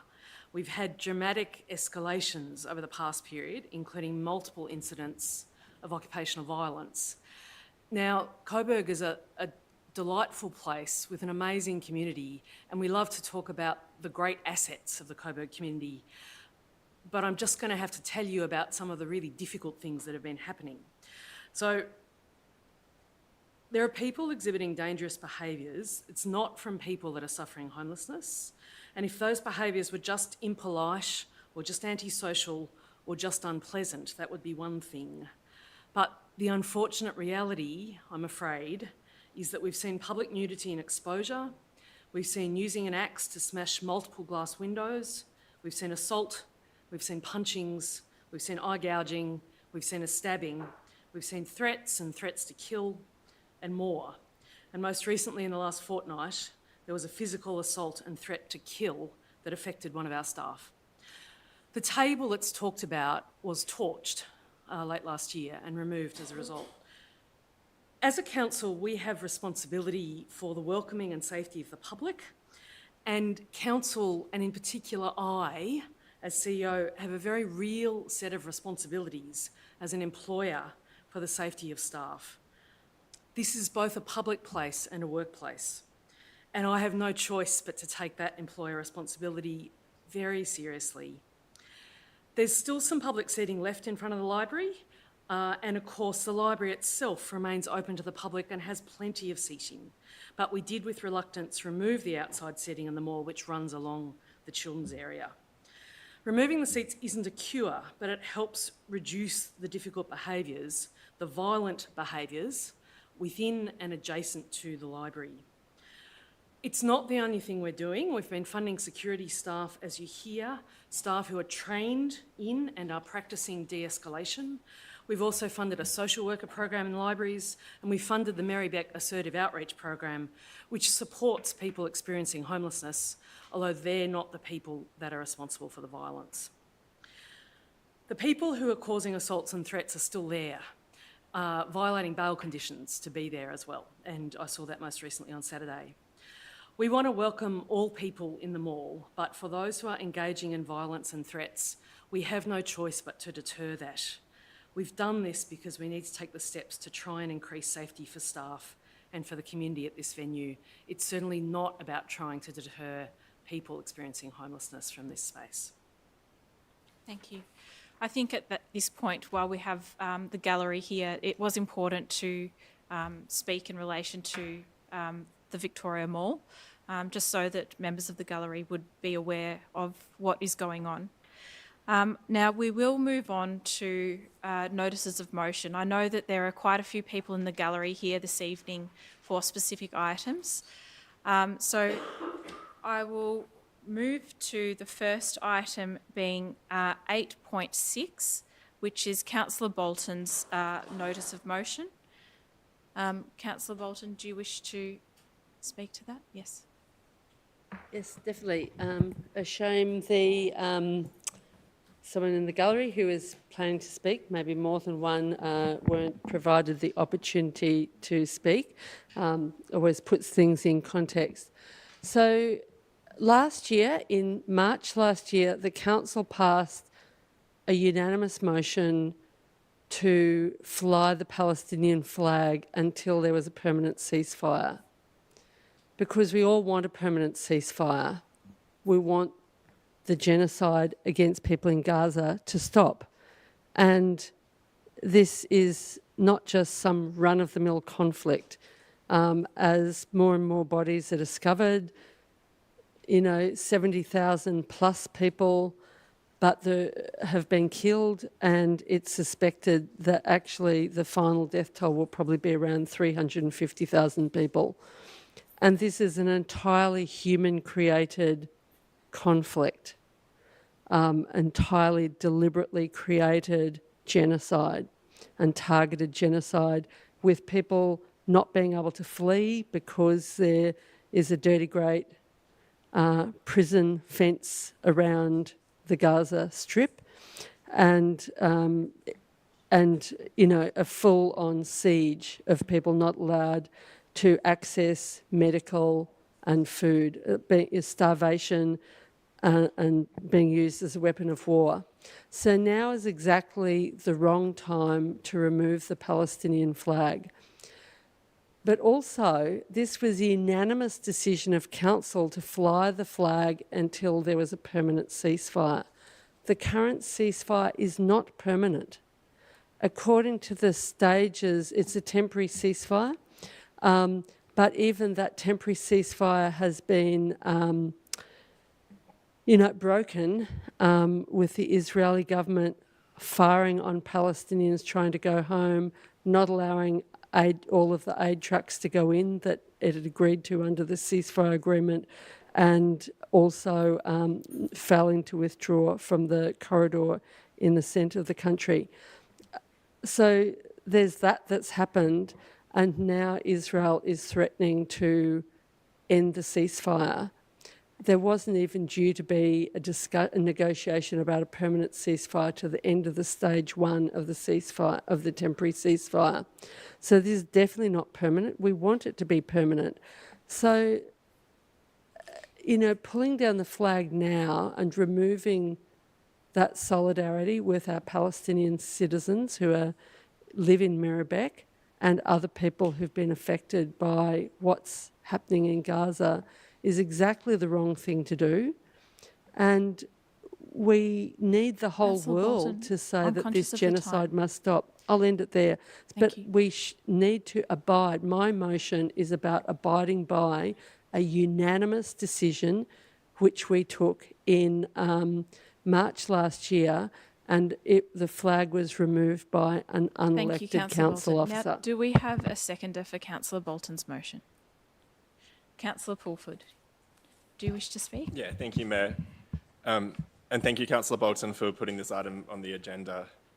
We were the first council in Victoria to fly the Palestinian flag to join the global movement for peace in Palestine when the Israeli government first started indiscriminately bombing Gaza after Hamas's October 7th attack in Israel back in 2023. We originally decided to fly it for 6 months, hoping that the bombing wouldn't go on for that long. But in March last year, when it became clear that the Israeli government had no intention of stopping bombing and killing Palestinians, we decided to keep the flag flying until a permanent ceasefire was declared. These decisions weren't made lightly. They were made at the request of hundreds of community members like a lot of you sitting in the gallery right now, who attended our council meetings and reached out to councillors asking that we support the flag flying as a sign that many people in our community who have deep connections to the region were being heard by their local representatives, were being heard by their local government. Unfortunately, we're in the position tonight because the council administration decided to stop flying the flag, and I believe this was premature. The current ceasefire that was announced in mid-January was announced in 3 stages. It is still currently the first stage of this ceasefire, dealing with the immediate impacts of the 15th-month war the Israeli government has unleashed on Gaza. This ceasefire is barely holding together, and now Donald Trump, returned as US president, has begun talking up the ethnic cleansing of Gaza as a real estate opportunity.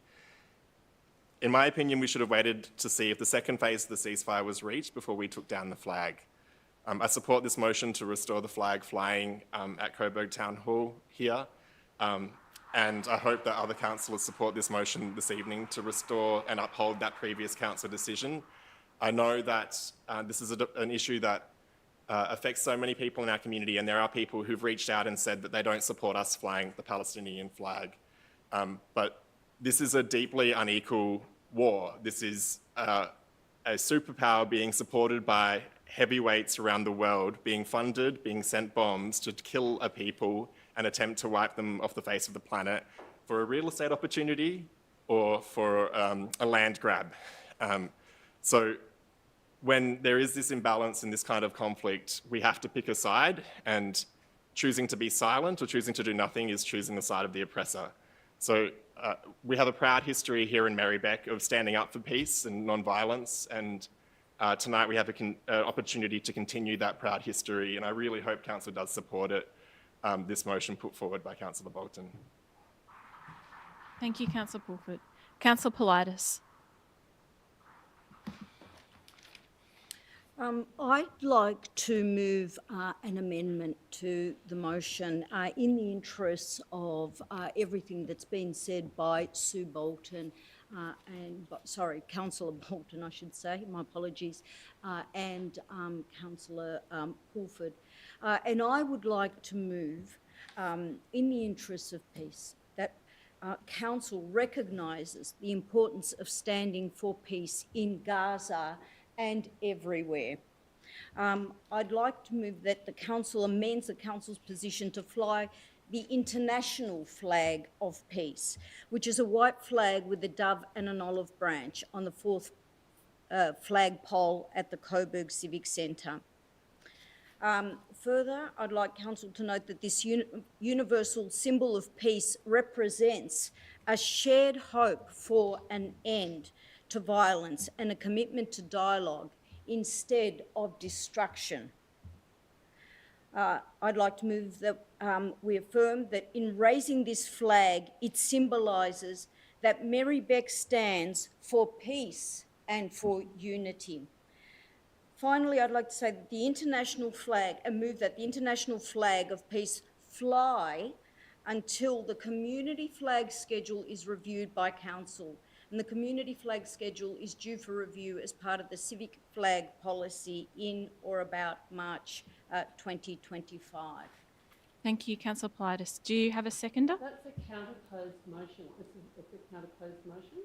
That's so if my motion goes down, then we debate this motion. If my motion gets voted up, then you don't get to move your foreshadowed motion.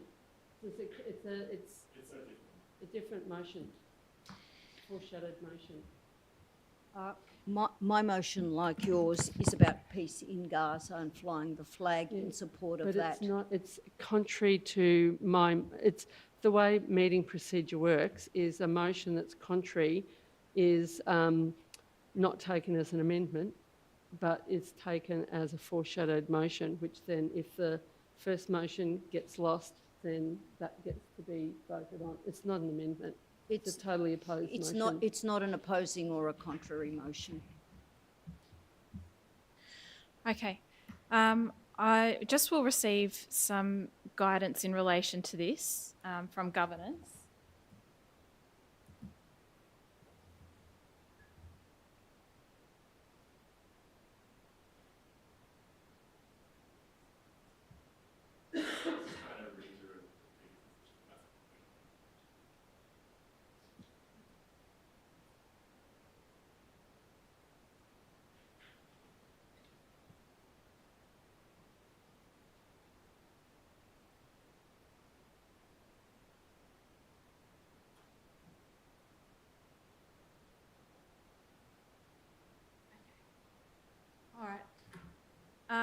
It's my view that Councillor Politis's motion is in line with the sentiment of desiring peace. I'll move dissent in the chair. I will second that. Okay, no problem. So there needs to be a point of order first. My point of order Yep. is my motion, if you read it, is reaffirms the 13th of March 2024 Council resolution to continue the current flag arrangements for flying the Palestinian flag at Coburg Civic Centre. It's an entirely different motion. And then I've got a second point that Council will re-raise the Palestine flag until the Gaza ceasefire becomes permanent. But the first part is about reaffirming a previous council decision that was passed unanimously. So it didn't just limp over the line as a slim majority, it was unanimous. And I wish we didn't have to move this motion because I wish the genocide wasn't happening, but it is.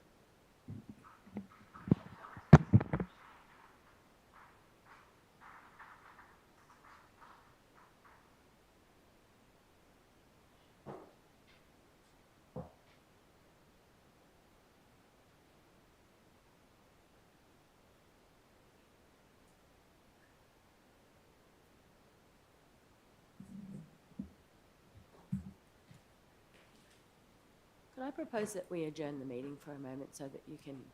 Yeah. I'm just obtaining some governance guidance on this.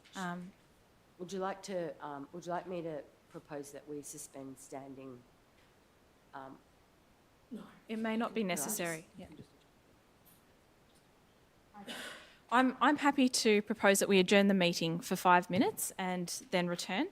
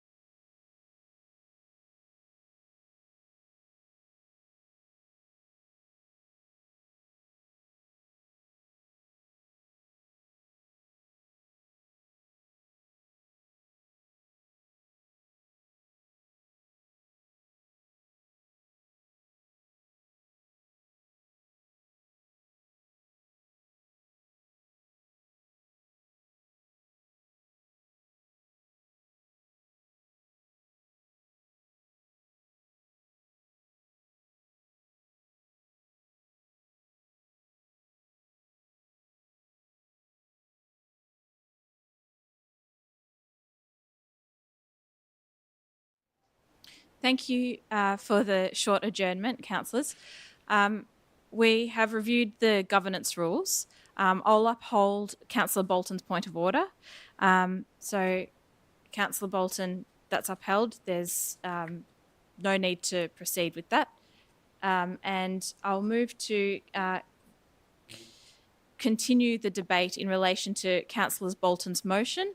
It's understood that Councillor Politis has a foreshadowed motion, which will come after Councillor Bolton's motion in the event that that is lost. Councillor Aboud. Could I please ask that this motion be put? Okay, we have a procedural motion for the motion to be put.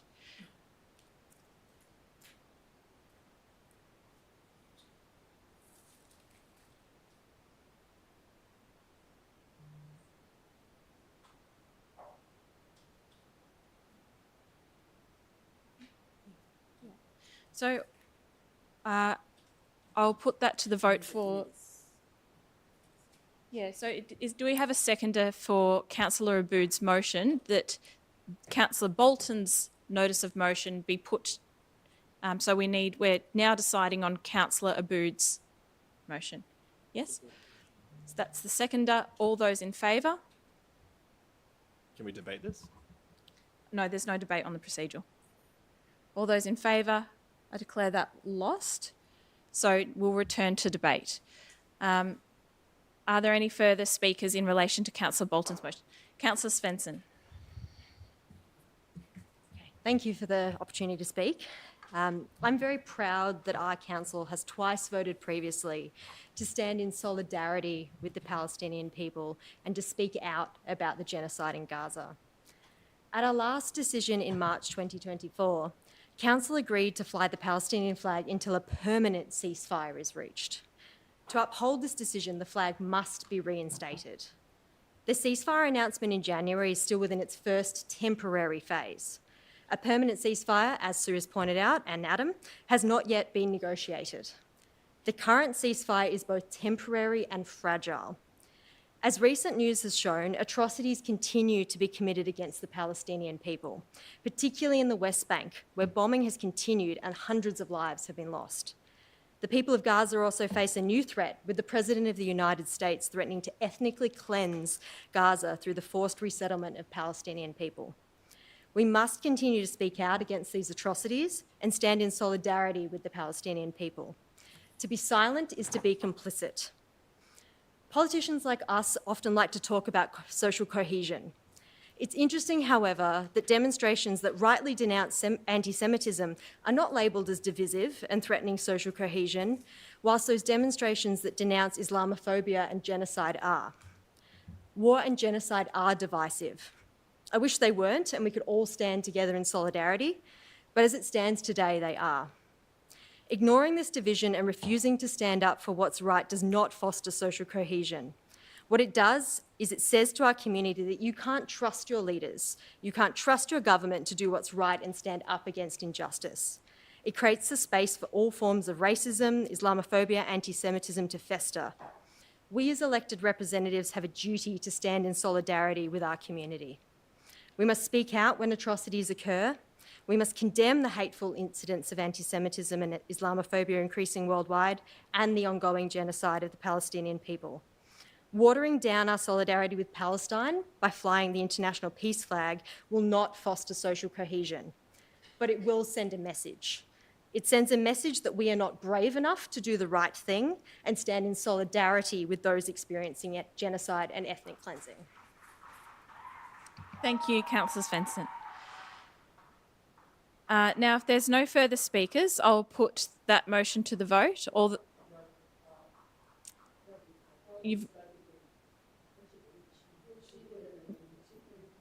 That's her foreshadowed. Put a counterposed motion and spoke to it. I've got a right of reply.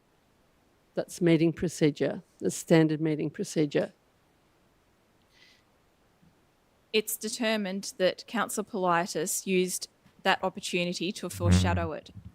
She spoke against my motion with all of her argumentation and her foreshadowed motion. So I have a right of reply. And you spoke without a seconder. So I'm saying now that this goes to Councillor Pulford seconded. afterwards. You spoke your speech without a seconder. Oh, sorry. Well, Yep. I mean, that was, Now, there's going to be no further debate. If there's no further...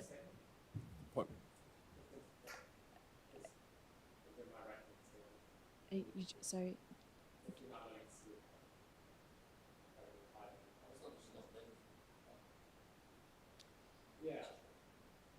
Okay. No, I think that's enough now. We'll move I'd like on to put the a point vote. of order. I believe that Councillor Bolton has a right to reply. Okay, let's get some guidance from governance on it.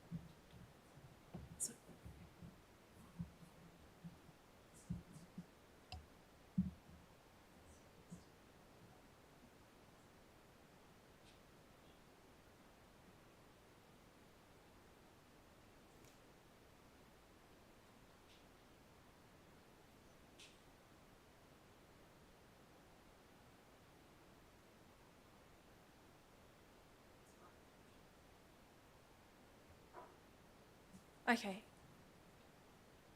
My position is that Helen Politis's was a foreshadowed motion. So there's no further debate. I have a question for governance officers.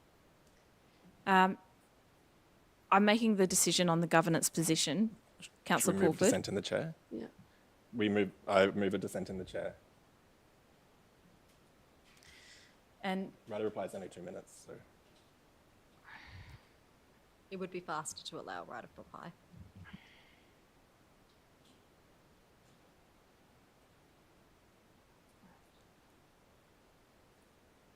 well, if you're moving a dissent in the chair, you need to state what the motion is.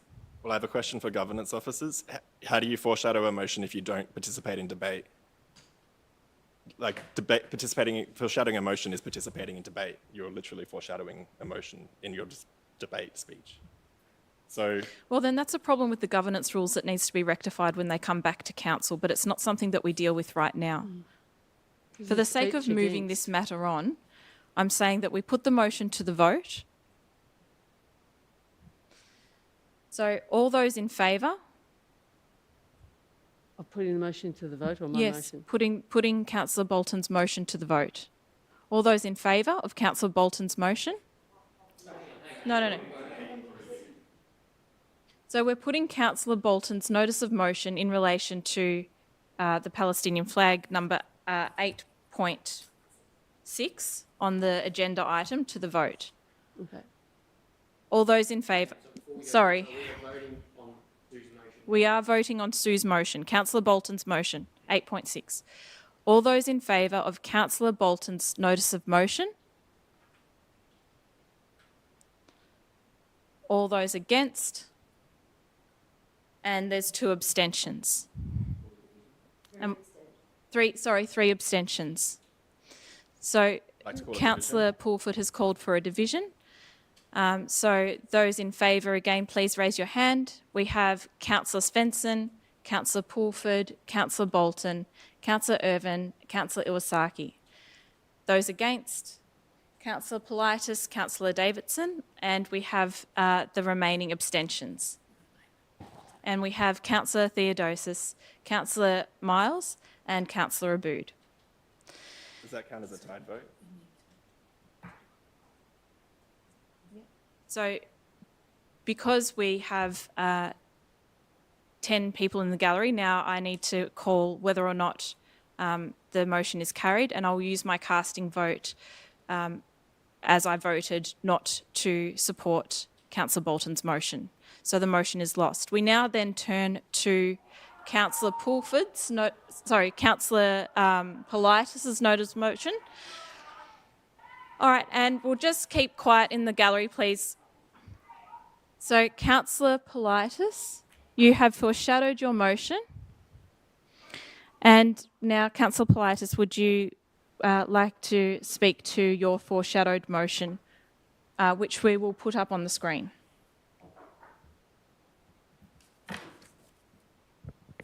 Thank you, Mayor.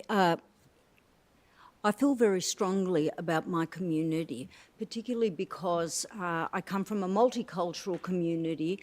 My parents, my father in particular, fled war-torn Greece in the 50s. He came out of a civil war. I speak to many, many people every single day, members of the Middle Eastern community, people that I have lived with in this community my whole life. And what they want more than anything else is peace and unity.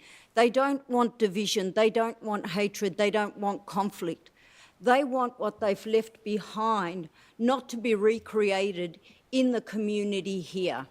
We have an opportunity to stand up and Yep, I'd like for there to be quiet in the gallery. And don't... All right. I think there is room for peaceful exchange, for respectful debate. And this is what my motion is all about. We need to stand up and do better. We need to bring an end to this division. Merri-bek Council calls itself one community proudly diverse. This is how we brand our community. This is an opportunity to demonstrate that by flying a peace flag. There is no stronger symbol of the peace and the unity that I think we all hope for, and that's what I stand for, and this is what my amended motion is all about. Thank you, Councillor Politis. Councillor Miles, do you wish to speak? Are there any further speakers on this item? Councillor Iwasaki. I am very concerned about the shutdown of democracy in this chamber tonight with multiple attempts to stifle debate. Procedural motions to stifle debate 3 times. I didn't come here expecting to see that, and I'm concerned. A vote that was in the majority was overturned. That's Councillor concerning. Iwasaki, can you please speak to the item? Nobody uses this flag. This is not a real motion for a replacement. That is in good faith. Thank you, Councillor Saki. Are there any further speakers? Councillor Bolton, are you speaking for or against? No, I'm speaking against, because by moving this motion to replace the Palestinian flag with a peace flag, you're basically saying you want the peace of a graveyard. Graveyards are very peaceful after all those people have been killed. It's meaningless. It's meaningless. We actually need to, a genuine peace requires taking action to stop a genocide. And we know that not only the US government has been supplying all the bombs that Israel's been dropping, but the Australian government has been supplying weapons parts which have enabled Israel to keep its bombing runs going and so forth. We know at local council level, most councils, have had contracts with companies that are involved with supplying intelligence and IT and all sorts of things to the Israeli military. So now some councils, including ours, have passed a procurement policy to prevent, continuous contracts which assist in the genocide. So, I mean, that's really a really great thing that Merri-bek has done. But large parts of the world have been complicit in this genocide, and we actually need to stop it. And basically, by replacing the Palestinian flag with a so-called peace flag, we're basically saying it's turning away and ignoring the fact that a genocide is happening. It's like what people did during the Second World War with the Holocaust. People turned away and ignored the genocide that happened during Nazi Germany.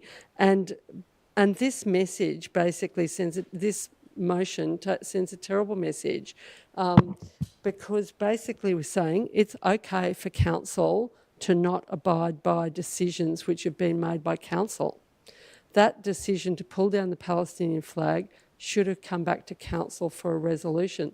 The Darebin council is still flying the Palestine flag. So this is, by going along with this plan to put up an alternative flag to the Palestinian flag, basically we're saying it doesn't matter. Council resolutions, even when they're passed unanimously, don't actually matter really that much. And so it sends a terrible message what council has just voted to do in this chamber. And I hope we don't see any more appalling decisions like this. So no, I'm against this because this is just, a peace flag is just a paper over and basically saying, we don't want to talk, we just want to allow a genocide to keep going, and we think it's embarrassing to talk about doing anything to stop it. Now, Councillor Pulpit, are you speaking for or against? Against. Against. Go ahead. Yeah, just be brief, I spoke before, but the suggestion of flying a peace flag is so milquetoast to me. It feels as an example of both sides seeing or trying to equivocate what's happening in Gaza when it is a deeply one-sided war. I think a lot of members of our community will be ashamed by the decisions made in this chamber this evening. I think we've turned our back not only on the people of Palestine, but on our history of standing up for what is right and standing up for peace and non-violence. I know that some councillors will argue that the peace flag represents peace, but I totally agree with Councillor Bolton's statements that it's papering over the reality of what's happening. Flying when the whole world is, almost the whole world, or the world superpowers are stacked on one side, grassroots movements for peace matter. We were the first council in Victoria to join that movement, and tonight we've basically ripped that up. So it's really disappointing that motion went down, and I'm not going to support this motion for the peace flag to fly. Thank you, Councillor Pulford. Are there any further speakers? Councillor Abood. Could I please propose that this motion be put? Is there a seconder? Councillor Chris Miles. I'll quickly speak on this. I think we've spent... Oh, am I allowed to speak on... Yeah, it's to... Oh, so I can't talk in support of stopping... It's to second whether or not... It's to second whether or not Councillor Abood's motion be put. All those in favour of putting the motion to the vote? All those against?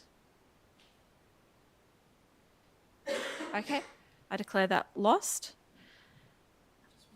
Yeah, sorry, can we count that again?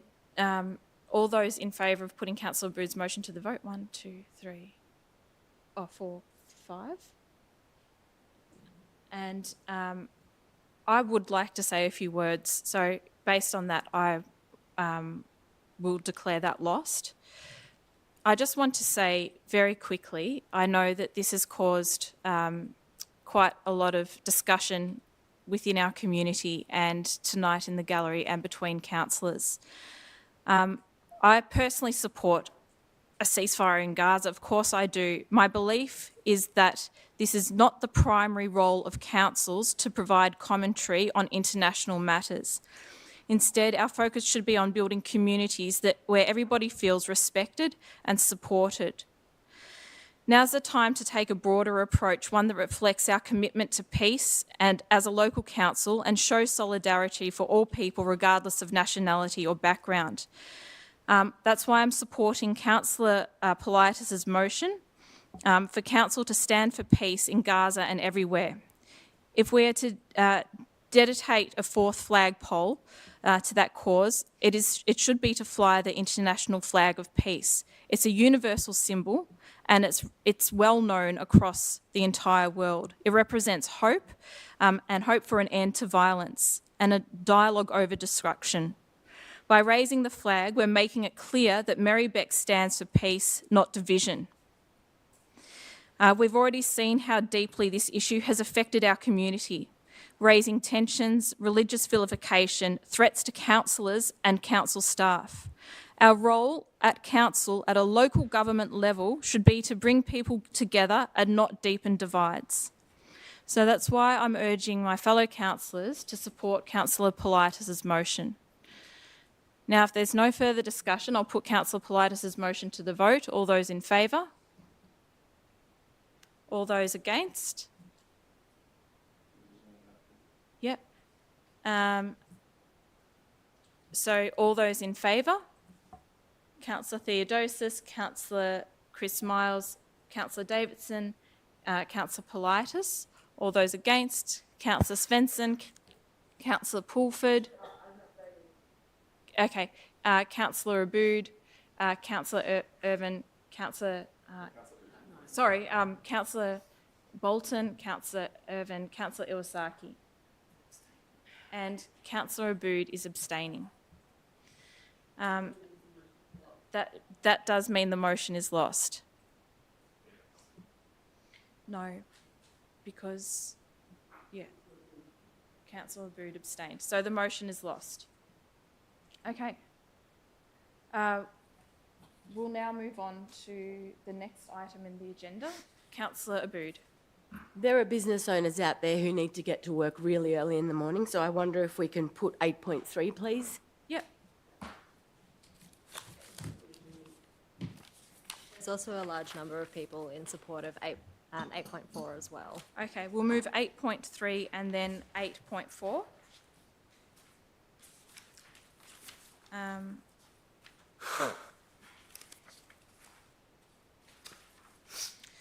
So 8.3, improving safety, cleanliness and wellbeing of community at Victoria Mall. Is there a mover? Councillor Politis? Yep, and a seconder, Councillor Abood. Councillor Politis, please go ahead. Thank you, Mayor. My motion really comes off the back of extensive consultation, discussion, observation, and really living, working and playing in Coburg.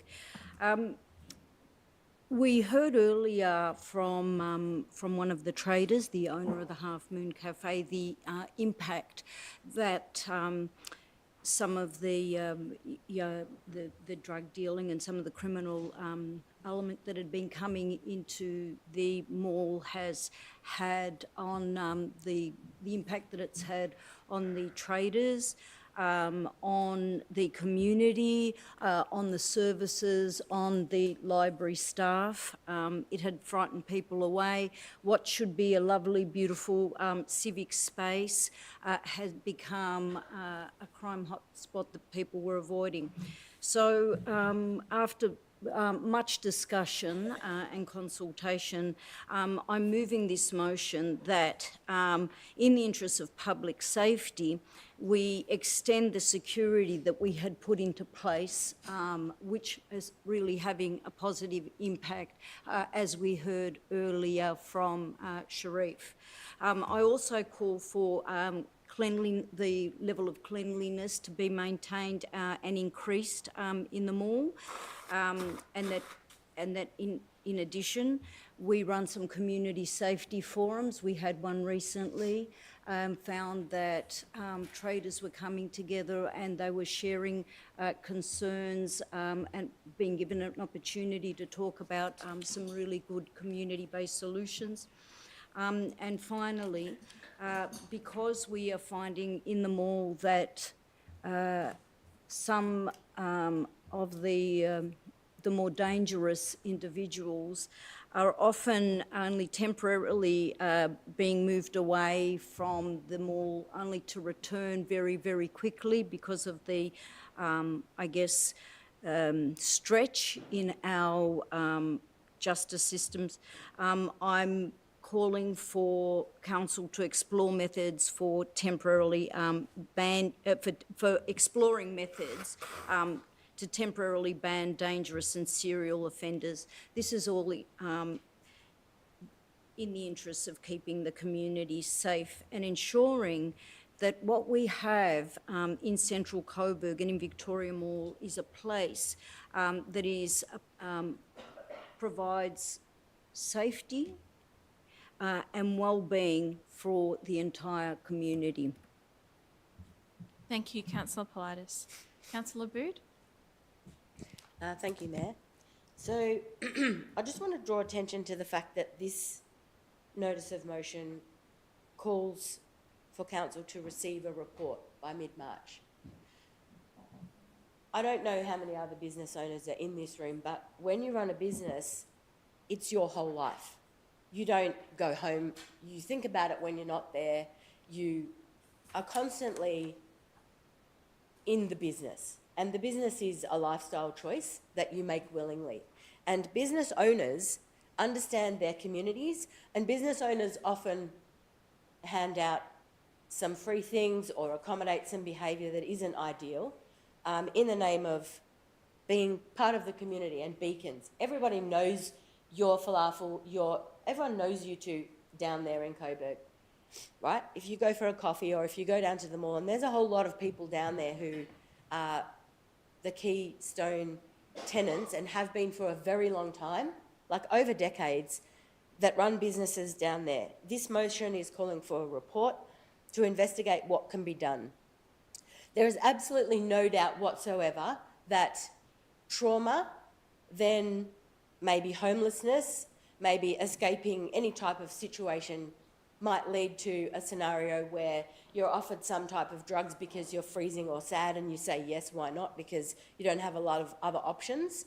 And that ends up in a really awful self-perpetuating cycle of either self-abuse, abuse from other people, no facilities whatsoever to treat anything.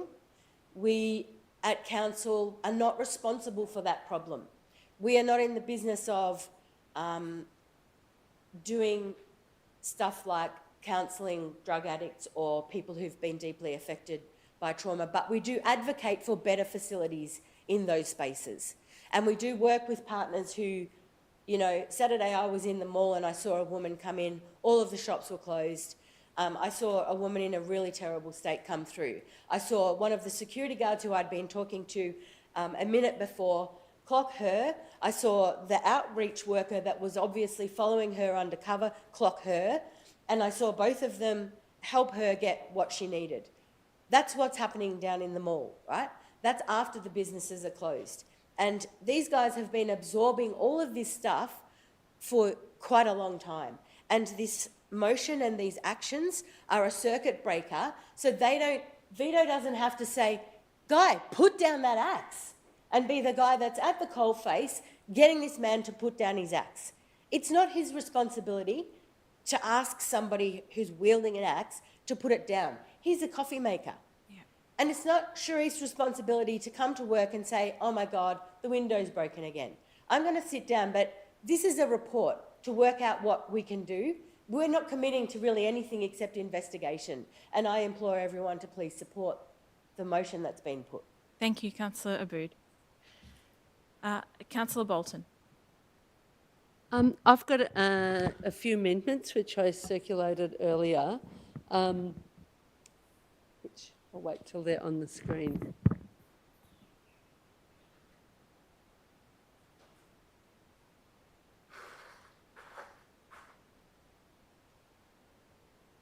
So maybe I might just read out the bits that, for people who might have seen the notice of motion but not be able to see the screen.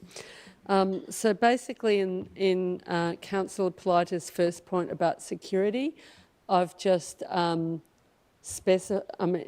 the security services are trained in de-escalation, but you know, we want this report to come back with recommendations around security where security services are trained and have a focus on de-escalation, because that's not common in the security industry.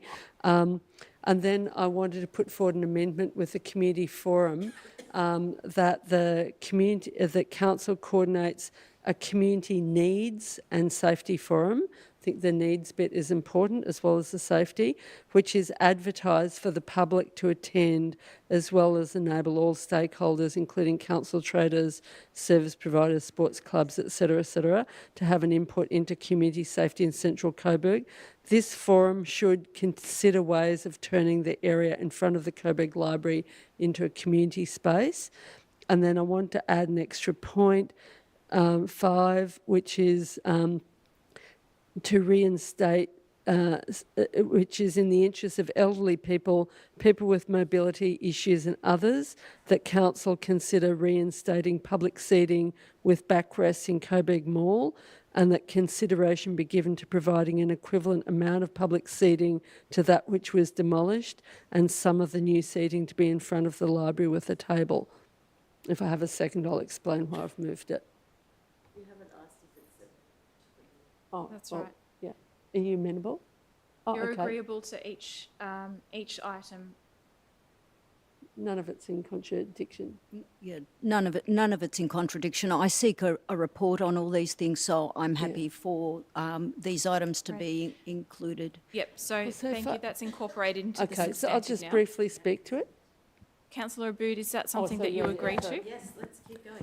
So I'll just briefly explain why I've moved these amendments. Firstly, I think the Community Needs and Safety Forum, and firstly, yes, this is a report coming back to Council to assess all of these different elements. So there'll be an opportunity to go through a series of resolutions at the next Council meeting in March.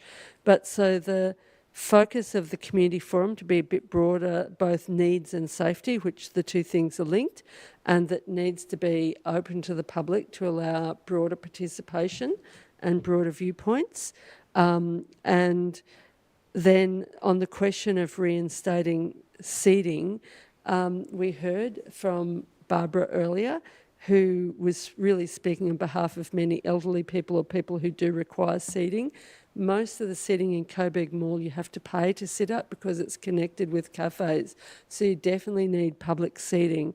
And most of the existing public seating, minus what was previously outside the library, is in the open, doesn't have backrests, is not comfortable, and then needs to be...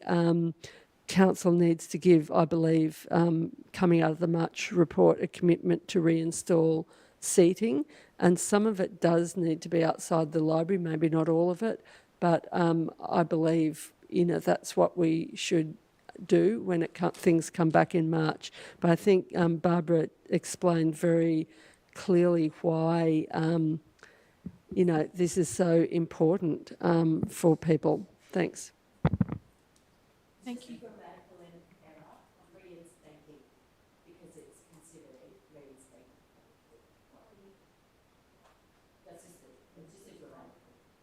Sorry, could...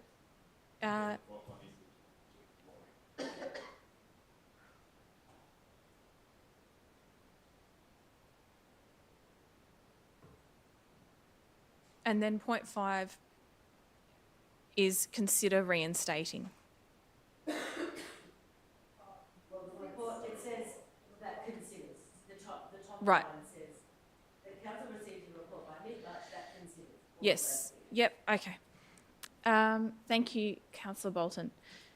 Are there any other speakers? Councillor Svensson. I'd also like to move an amendment. I've circulated the wording around. Yep. If we could bring that up on the screen.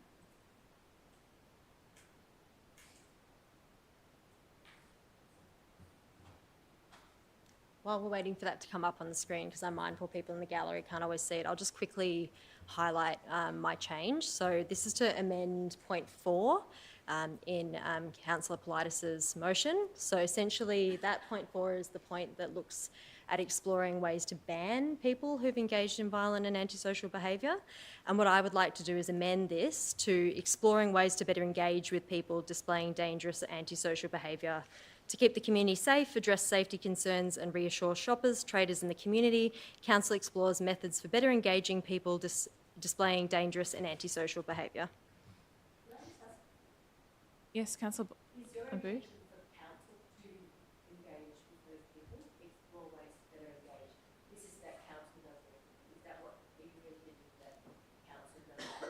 I think this keeps it open-ended so that it could include options like advocating to the state government for better funding for services that would divert people from this behaviour, but it can also look at things like reinforcing our outreach programs, the social worker that we put in place as well.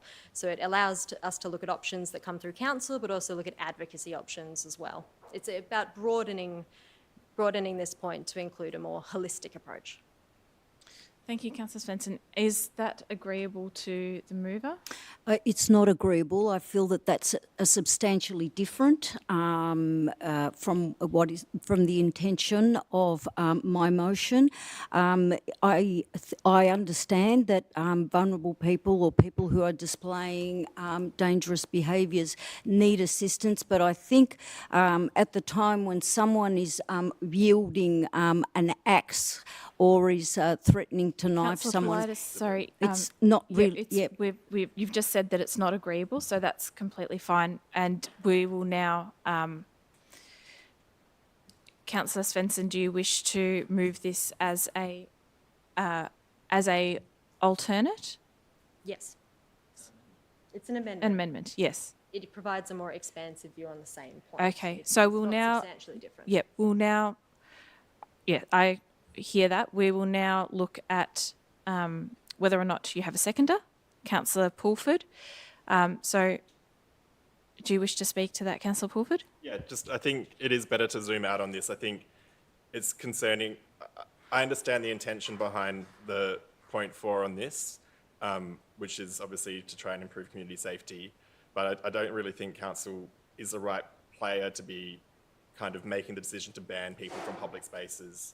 Also not quite sure whether we have the ability to. I think it's probably more likely police would remove people. So, and then I think that, Councillor Svensson talked to the issues of how kind of banning can just displace people and move the challenging behaviour elsewhere in our city. So I support the amendment. And am I able to speak to it? I was just explaining to the gallery before what the amendment was. Yes, I'm happy for you to speak to it. Thank you. I really do want to point out that I think it's safe to say that everybody in this chamber, and I'm sure everybody out there in the gallery too, agrees that nobody should experience violent and threatening behaviour, that it's entirely unacceptable and that everybody deserves to feel safe.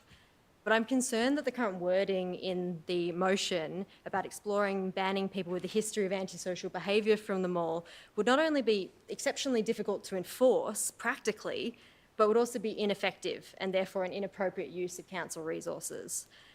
People who know me know that I'm a psychologist who's worked in the corrections system. Decades of research has shown that rehabilitative, community-based approaches to crime and antisocial behaviour are actually effective, unlike punitive approaches that don't address the underlying causes of crime and are not effective. To put it another way, banning people from the mall, even if we could do it, would both be literally and figuratively just kicking the problem down the road.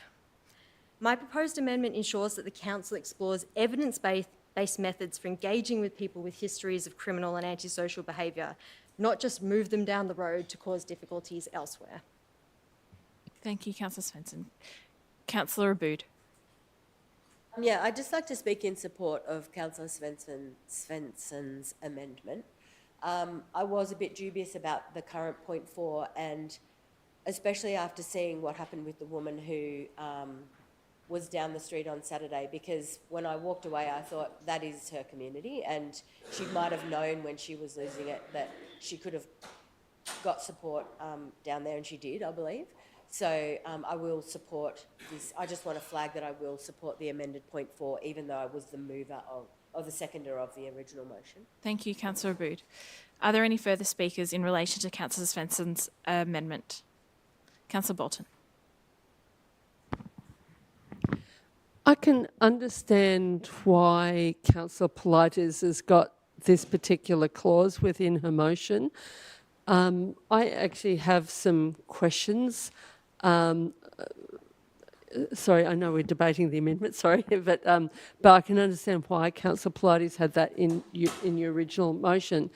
I probably do have some questions about how both the Councillor Politis' original and as well as this one would work. I will support Councillor Svensson's amendment, but I do feel that there are a whole lot of questions about who can do what to whom. And certainly I understand there is a man who assaulted somebody in the mall or in the vicinity of the mall and has bail conditions not to go to the mall. but was back there yesterday, I think it was, several times, causing havoc, and that is he's on bail conditions. So, like, I just have concerns about the practicality of this. It might make people feel it's a solution, but I have a feeling it isn't a solution. But then who has the power to do the banning? And while the main security guard in the mall is very focused on de-escalation, and I'd have confidence he wouldn't ban people arbitrarily, but only for very solid reasons. But, you know, he might get sick of working for Merri-bek or retire or get sick or something, and his replacement, you know, might just be someone who makes arbitrary decisions and not ban people for serious, in a very, not ban people who haven't done anything serious but doesn't like the look of them. So I'm really dubious about the banning issue. Plus, I have the experience of the man who is breaking his bail today indicates that probably banning will be similar. I mean, people might get banned, but they'll just come back. So you're not solving the problem. And I can understand why people might have gone for this as a solution, but I think it doesn't work. So, I think Councillor Svensson's amendment isn't perfect, but it's making an effort of doing something a little bit different. Thank you, Councillor Bolton. Are there any further speakers in relation to Councillor Svensson's motion? Amendment. If not, I'll put Councillor Svensson's amendment to the vote. All those in favour? All those against? I declare that carried. We'll now return to the substantive motion. Are there any further speakers in relation to this debate? Councillor Pulford. Thank you, Mayor. There have been ongoing issues in Coburg Mall, and I thank the business owners for coming here tonight and for Sheree for returning here after putting it on our radar. In the last council term, former councillor Panopoulos moved a motion in the September council meeting last year calling for the community meeting that happened recently and looking at asking for a report to come to council next month and how we can better maintain and clean the area to help improve safety and passive surveillance there, not only for the business owners, but for the library staff and for everybody who uses Coburg Mall. I understand that this motion, those reports will be wrapped up together, and that this one, I support this because it considers a few more issues like the provision of seating in Coburg Mall, which we've heard people desperate for after the removal this evening. I can understand that people are concerned about the removal of seating. I spoke to council officers today about this, and I understand that the request may have been made by some library staff for it to be temporarily removed. I've been assured, and council's been assured, that it is temporary, but this report makes sure we put that on the kind of public paper that, and it means that the report will look at when the seating can be put back in or kind of replaced in a similar way. We don't want to create an anti-community environment, but we also need to make sure everybody is safe. And so I think this report will help council consider these issues in detail, because we have heard a lot of different stories from different people. And yeah, it is good to hear that things have improved, but obviously there are still issues there. So we need to do more work in this area. Thank you. Thank you, Councillor Pulford. Are there any further speakers? If there's no further speakers, I'll put Councillor Polita's motion to the vote. All those in favour? I declare that carried unanimously, and that can be recorded as such. Yes. Sorry, I just wanted to ask, there's also people in the gallery on item 8.2, and I was wondering if maybe after 8.4 we could also... Yes, let's do it in that order. Thank We'll you. move to Councillor Svensson's motion 8.4. Rainbow crossing for Merri-bek. Go ahead, Councillor Svensson. Thank you. I'd hoped for this to be a happy speech, but it's a little bit hard following what's happened earlier today, so I'll do my best. But Merri-bek is one of the queerest cities in Australia, and that is no coincidence. I'm one of those queer Merri-bekians. I didn't grow up here, but I chose to make it my home. I can actually remember the exact moment when I decided that I wanted to live here. I was living out in the faraway land of the eastern suburbs at the time, and I never really quite felt like I had a strong sense of community, a place where I felt tethered, and visibly out queer people seemed few and far between. So I came and looked at an apartment in Brunswick West, and walking past the small park next door, I saw not one, not two, but three visibly queer couples having picnics in the sun, and I just knew. This is my community, and this is where I belong. I've heard so many similar stories from our residents. People love living in Merri-bek because of its diversity, because they feel welcome and part of an accepting community. But this culture didn't come about by accident. It's the result of decades of activism. Beginning in the 90s, Brunswick became a hub of queer radical organising. Out of this organising came queer rights demonstrations, fundraising parties, and queer media publications. The visibility created by these actions not only challenged stigma against queer people, but fostered a strong sense of community. But despite this success, we must not forget that queerphobia still exists everywhere. I was certainly reminded of this when this very motion was leaked to a right-wing online group, and I received a barrage of homophobic abuse.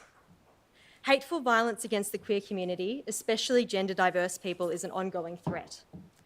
You don't need to look any further than the Queensland Government's recent decision to halt essential healthcare for trans kids to know that hard-fought rights can be easily taken away.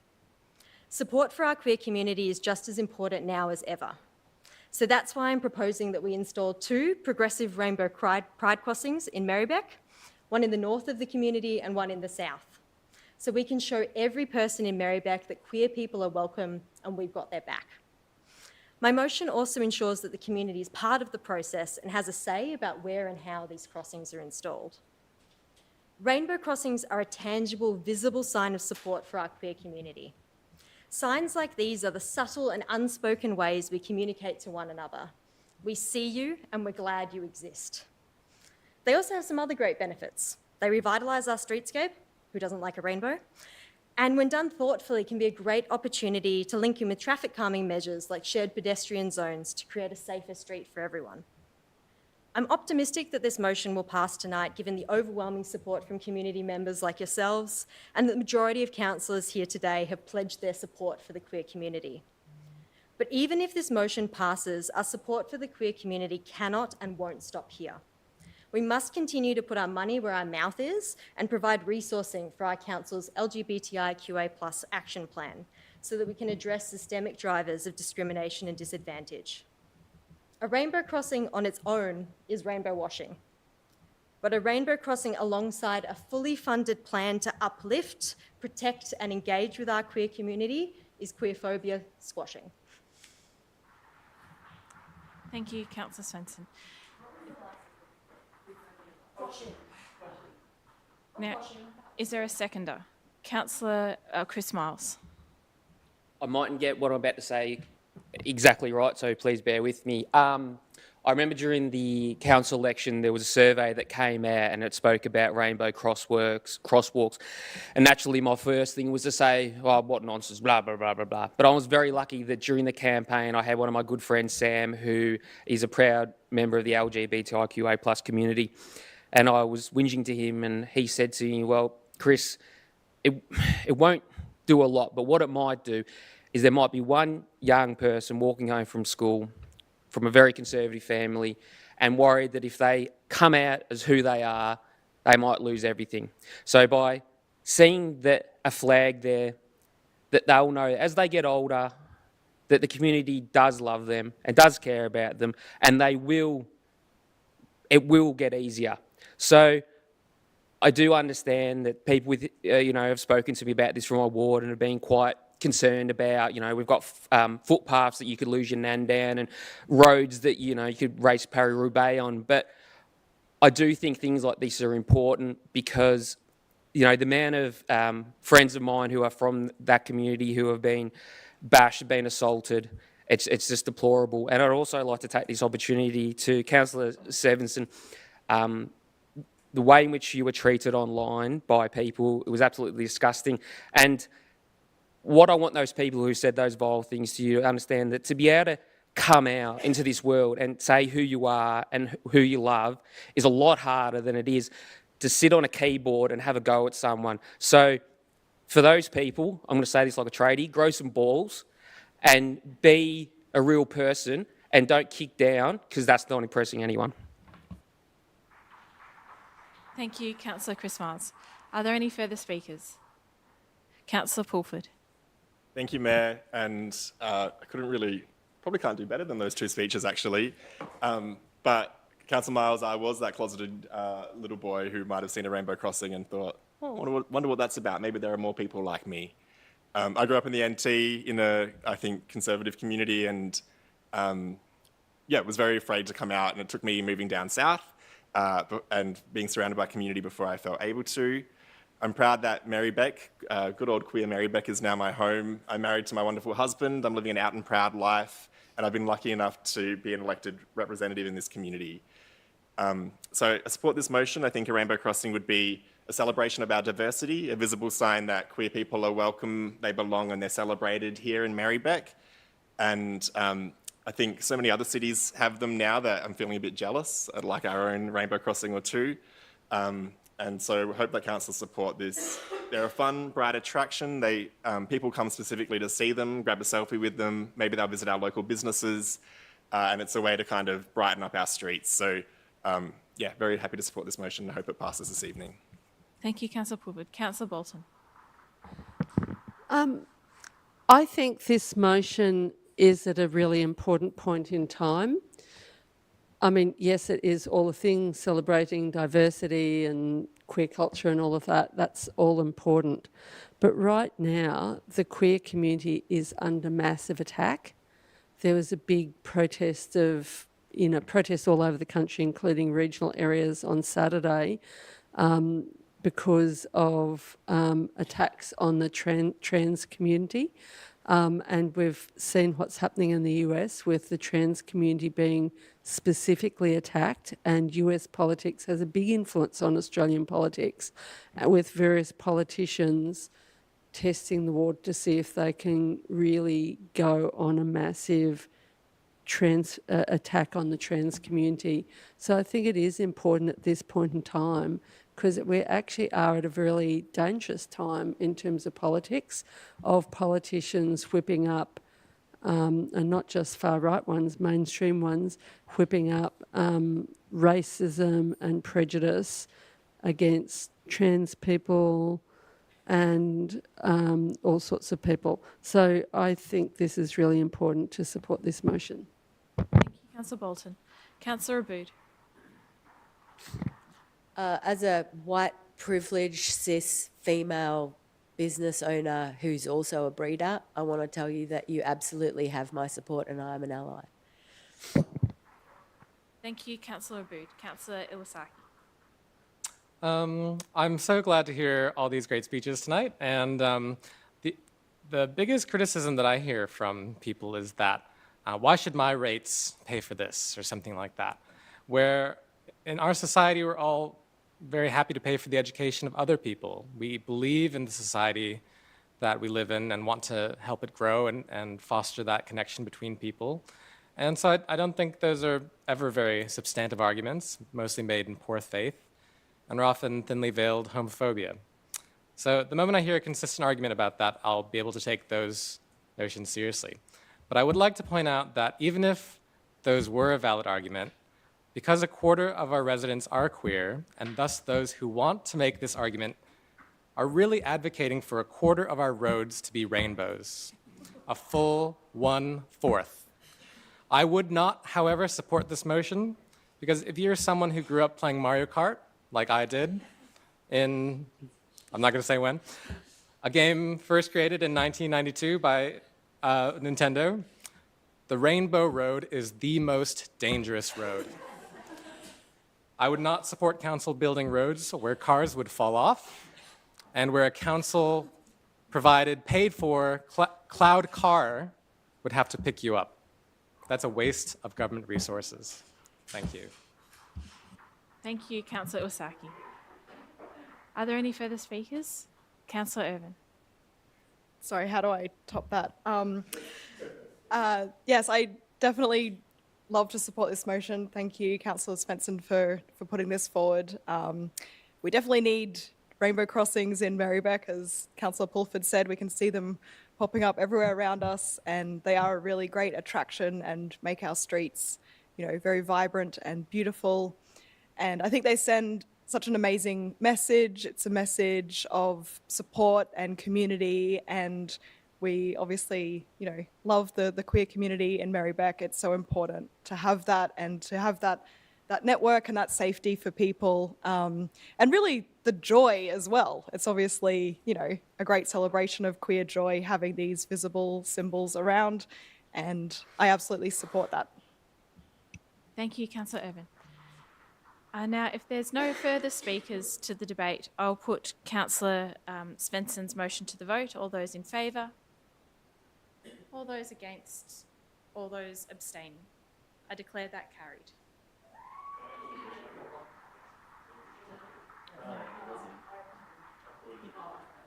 Yep. So all those in favour, please put your hand up.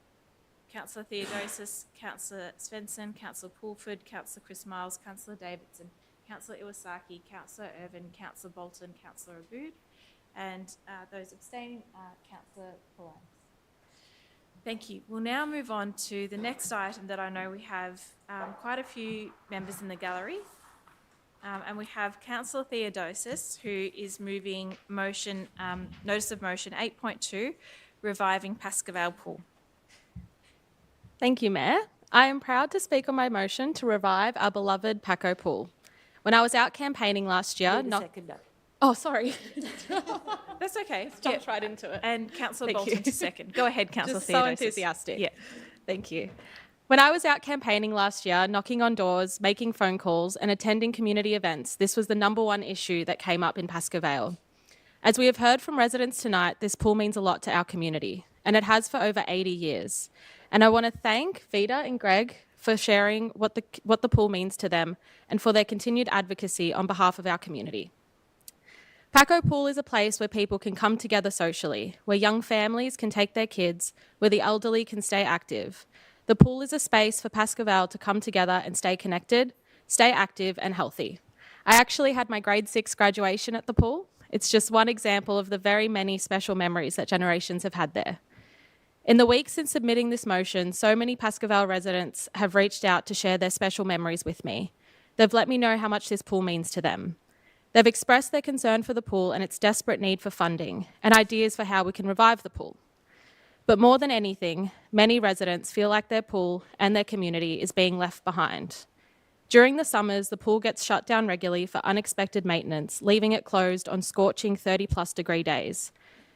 Currently, the community has no certainty around when the pool will be open, making it harder for Pascoe Vale to establish itself as a local go-to pool in the community, even on days where Oak Park is at capacity. This motion is about more than just a pool. It is about keeping our community together, having a place for people to cool down during scorching Melbourne summer days, particularly for working families who don't have access to air cons or who are concerned about electricity prices and the cost of living, which will only get tougher as our climate gets warmer. And it's about fairness. Pascoe Vale deserves to have their pool looked after. Pascoe Vale deserves the same standard of services as other suburbs in our city.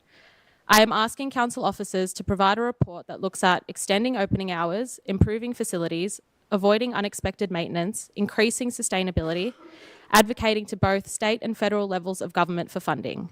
I ask my fellow councillors to support this motion and ensure Pascoe Vale is given the fair and equitable treatment it deserves. I look forward to receiving the officers' report and continuing to advocate for this much-loved community asset.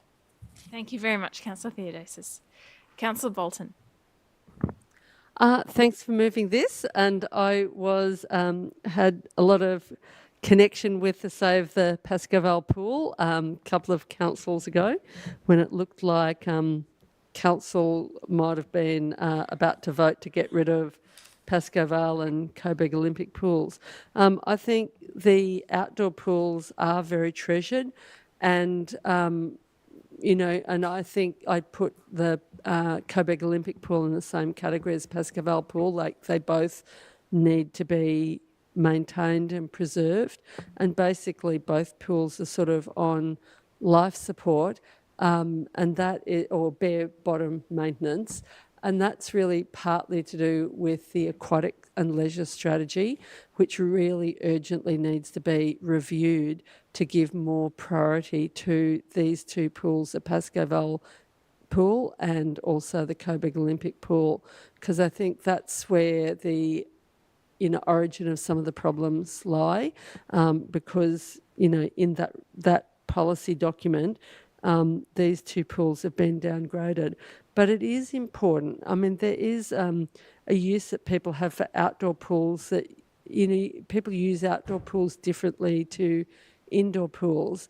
And, it's, it creates more options. And also, swimming is a life skill, not just a sport and a recreation. So it's really important for all of those reasons. We've seen drownings go up in Australia, like massively.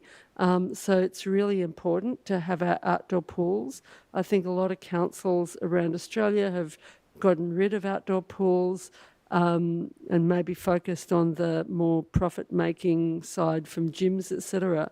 But this is really important for people to be able to learn to swim, learn water safety at all stages of your life, including people who've maybe migrated from inner parts of Australia where there might not be much water to swim in, or other countries which might be landlocked and not an opportunity to learn to swim. So I think it's great that you've moved this motion and listened to your community, and I hope we can, really revive the Pascoe pool, and I know this isn't in the motion, but also do the same for the Coburg Olympic pool. Thank you, Councillor Bolton. Councillor Aboud. Thank you, Mayor. I'd like to propose an amendment to Councillor Theodosis's motion that adds a point 4 that says brings forward the revisiting of the aquatic strategy. Yep. We'll get that wording up on the screen. Is that agreeable to the mover and seconder? And me, yeah. Yes. Thank you.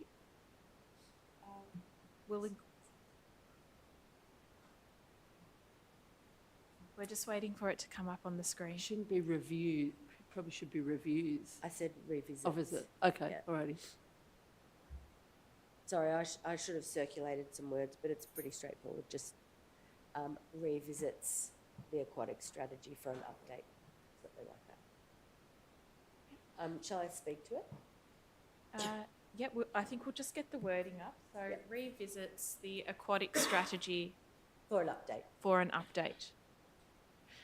Yep, go ahead, Councillor. So revisiting the aquatic strategy is something that was on the cards in a little while anyway, but I think if we tie it in with this work, it will make a lot more sense. The aquatic strategy was 20 years long, and it's about halfway through. So, I know that even just in Brunswick in the last 10 years, the population has doubled, and I think that the population of Coburg has probably increased significantly, and I know there's been a lot of development in Pascoe Vale as well. So I think that, potentially the aquatic strategy needs a little bit of another look, so that we, I think back in the day, people used to say, oh my God, they've got 6 pools, it's so many pools, but I don't know if it is so many pools anymore. I think we use them all. So yeah, thank you. Thank you, Councillor Aboud. I think the correct title is Aquatic and Leisure Centre Strategy from memory. Yep, we'll get that wording up there. Are there any further speakers? No, I'll put that motion to the vote. All those in favour? I declare that, and that can be recorded as unanimous. Thank you. Good work. Now, I know there's a few people in the gallery. Councillor Pulford has pointed out that are here for the councillor report, 7.3. The hockey one? Yes. Yeah. Hockey feasibility study update, McDonald Reserve, and Councillor Aboud has her hand up. I need to go out on a conflict That's right. of interest. Could you just state the nature of the conflict of Yes, interest? so I'm the school council president at Coburg High School, which would be directly affected by this proposal, and so I can't have one foot in each camp, as it were. Thank you, Councillor Abood. Thank you.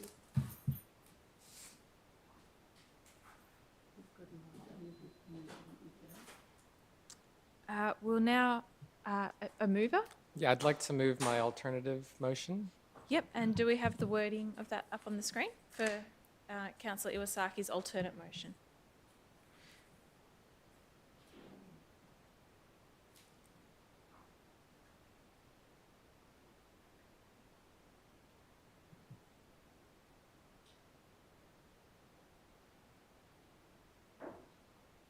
Should I just start speaking, I guess? Yes. Never already. And if you have a seconder, Councillor Bolton to second. Thank you. Sorry. Yeah, so this alternative motion just adds 2 points. One is making sure, as was discussed earlier, that tennis courts, in addition to all proposed surfaces, are assessed through the sports surfaces policy as normal, and just special attention highlighting tennis courts, and that the tree canopy cover is integrated into part of parking design to reduce urban heat island effect from car parks. And this is just to point out that every new car park should be really assessed in terms of the added heat it's contributing to the city. And yeah, that's all. Thanks. Thank you, Councillor Iwasaki. Councillor Bolton? Yeah, I think this is great. I know that the Brunswick Hockey Club has been waiting for this for a long time, and like lots of sporting clubs in Merri-bek, is bursting at the seams, and you know, like often there isn't enough space for, you know, training matches, especially at certain times, and so they're sort of they just they can't, you know, they've got too many people for the area where they are in Brunswick. They've grown as far as they can, just being limited to that Brunswick area. And, you know, by promoting hockey as part, by, you know, expanding the facilities through McDonald Reserve, I mean, it sort of is expanding the choice of sports. Everyone's sort of got particular sports that they're really into, and yeah, and it's a really special club, very inclusive club, but also the tennis courts, I gather, I didn't realise until today, are sort of really chock-a-block. I haven't really had so much to do with the tennis courts there, but I understand that they are quite chock-a-block. So this proposal actually expands the tennis courts and introduces pickleball courts, which I understand is also becoming very popular. I'd only ever heard of it a few years ago. I'd never heard of pickleball before that, but apparently it's sort of taking off. So yeah, I think this will be great, and it'll be great for that area, and I think it'll be great for the school to have access during the day. So yeah, I don't have anything further to add. I think it was all said before by the club. Great. Councillor Pulford.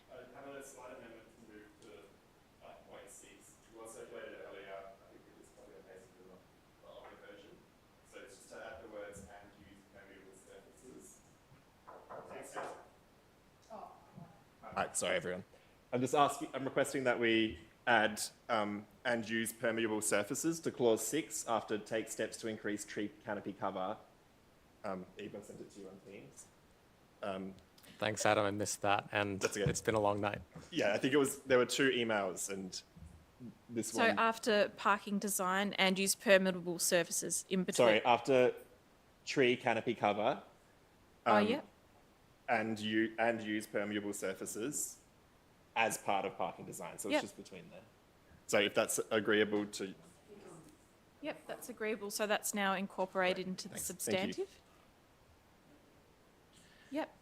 Oh yeah, just really echo, to speak in support of this motion, thank the officers for their work, thank the hockey club for their continued advocacy and engagement, and all of the incredible work they do with so many community members.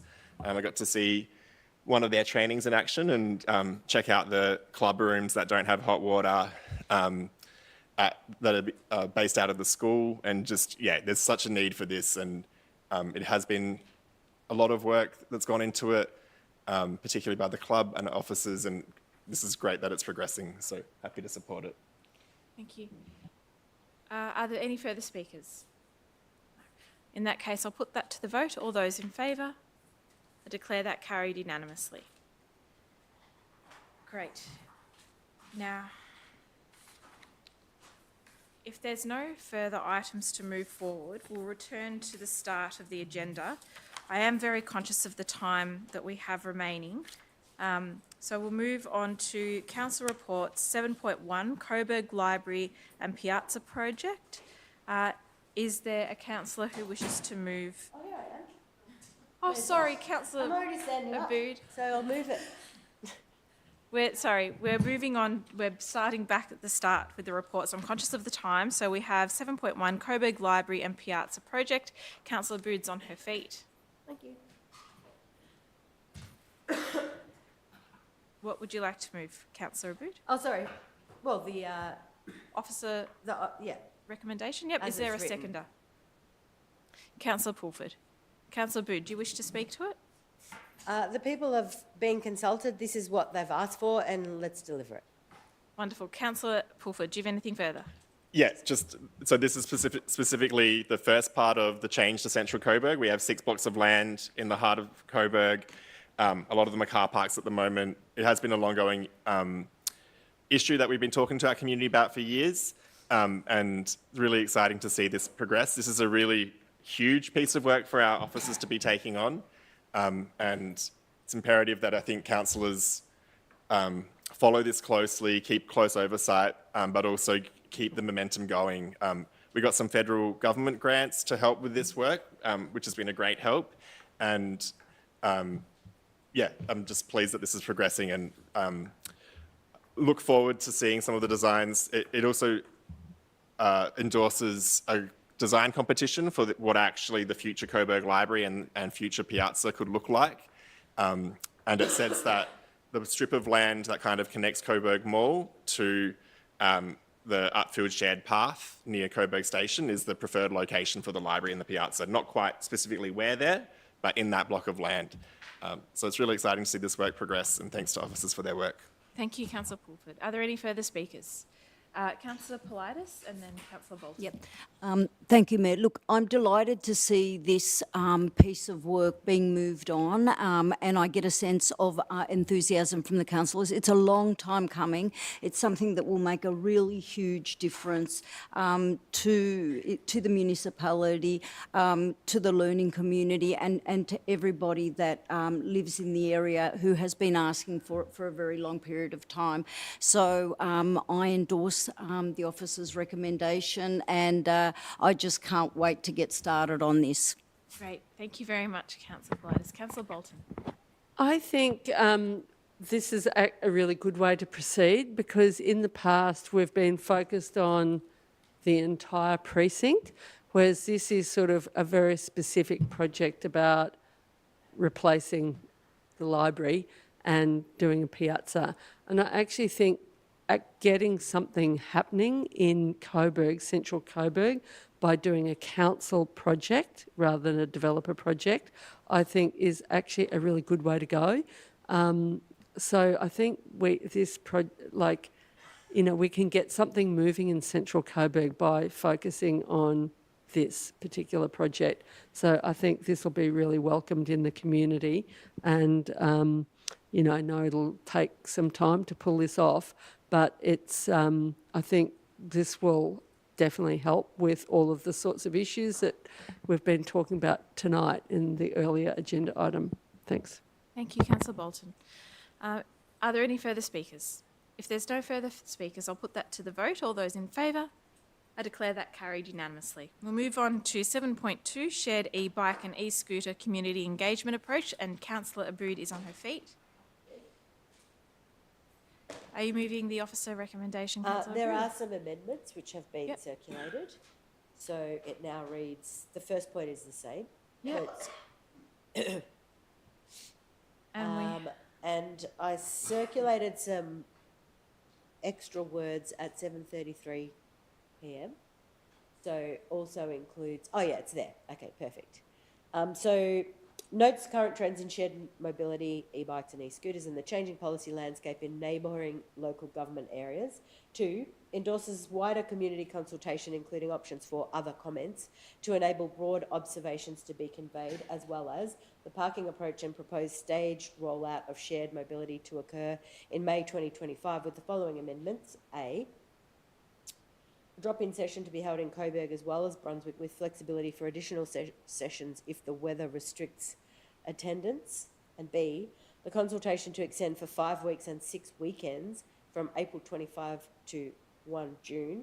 And 3, extends the period for a further report to Council to August 2025 instead of April 2025 for a decision on enabling a shared mobility scheme that considers the feedback obtained during the community consultation and with specific other stakeholder groups. Thank you. Is there a seconder?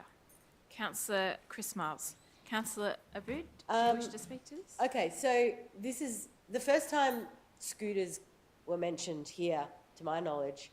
A councillor literally rode a scooter into the chamber, sat down at his chair with his helmet on and put a motion that was passed about, it was late in the meeting, 10:30, about finding out where people could use scooters. This is a little bit different, it's evolved, we've seen trials, we've got a whole backstory now, but there are people from the community who've been following along from the very beginning, and I think it's important that they're acknowledged, and so Andrea Bunting and John and all of the Climate Action Merri-bek crew have contacted us and, presented themselves in the chamber. And so the amendments here are talking about the consultation. We don't really know if this is a done deal yet. There's quite a lot of electric scooters affect a lot of people. If they're parked in the middle of a footpath, they're a trip hazard. If they're parked on a road, that means car users lose a car space. We need to be very strategic about how we run the consultation, which is why those amendments are there and because they were suggested, so that we actually hear from people who will be affected.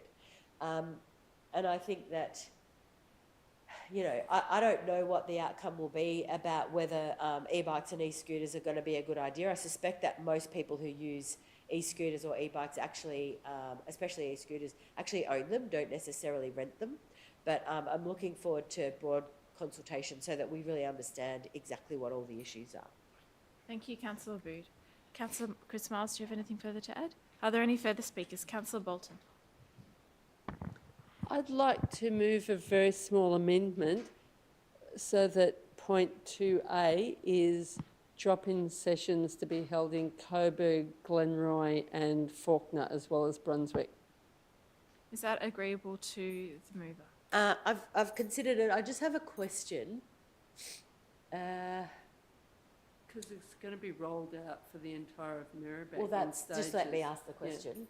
So the question is about whether we plan. So the detail in this is that we plan to roll this out to O'Hay Street, as I understand it. So if we're only rolling it out to O'Hay Street and then we decide to extend it, would we do consultation before we extend it? Because if we're going to just roll it out to O'Hay Street, I think that I'm a bit concerned about consultation fatigue, and I know that there was some consternation about the idea of extending consultation means it gets watered down and people go, someone else will talk to it. So I think that if it's focused on Brunswick and Glenroy, which are the areas that are considered, so so yeah, I guess with that in mind, There's a map. There's a map here. Yeah, it's to O'Hay Street. Yeah, it's got three stages. So I guess what I would like to do is this initial consultation and then So it's not agreeable? Sorry, no. Right, okay. So Councillor... Yeah, thanks. No, it's not. Yeah, it's not agreeable. Yeah. So Councillor Bolton, is there a seconder for Councillor Bolton's amendment? Yes, you want to do that? Yeah. Councillor Pulford. Councillor Bolton, do you wish to speak to it? I'm only proposing an amendment because there is a proposal for phase 1, phase 2 and phase 3. So phase 1 goes up to O'Hay Street, phase 2 goes up to, it looks like Boundary Road, a bit hard to read on this, and phase 3 goes up to the Western Ring Road. I'm not exactly sure of the time frame for the various phases, but I think if it's going to be phased in for all of Merri-bek, then we actually need to have some consultation in the north as well as the south. That's all. Thank you. Councillor Pulford, do you wish to speak to it? Are there any speakers against? Councillor Bolton? Yeah, Abood, sorry. It's okay, I'll be confused by now too. Okay, so my concern with this amendment is that consultations are expensive, they take council officers away from other things. I think that if we roll out phase 1 after the initial consultation, assuming we do, because I worry about consulting in Glenroy and Fawkner if we're not even going to roll out stage 1. And so I think that if we roll out stage 1, assuming that consultation is successful, then we can find out if stage 1 proves to be successful, what to do with stage 2, and maybe consult then if we think that stage 1 has been successful. Thank you. Councillor Abood. Then I could change my amendment if that's the case. Yes. So it's a little safety valve that I'm not sure where it should go, maybe after point 2 before point 3, that should the phase out of e-scooters continue into phase 2 and phase 3, that a consultation be held, a drop-in session be held in Glenroy and Fawkner. Is that acceptable? Absolutely acceptable, yes. Okay, so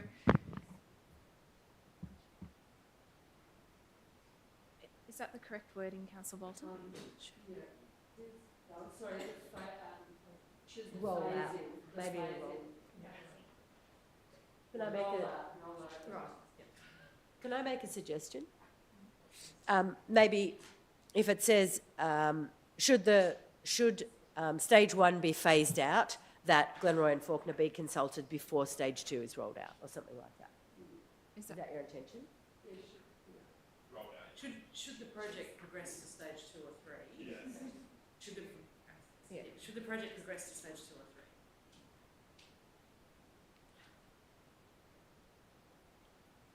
Progress To stage 2. 2 or 3? That consultation be held in Glenroy and Fawkner. Yeah. That's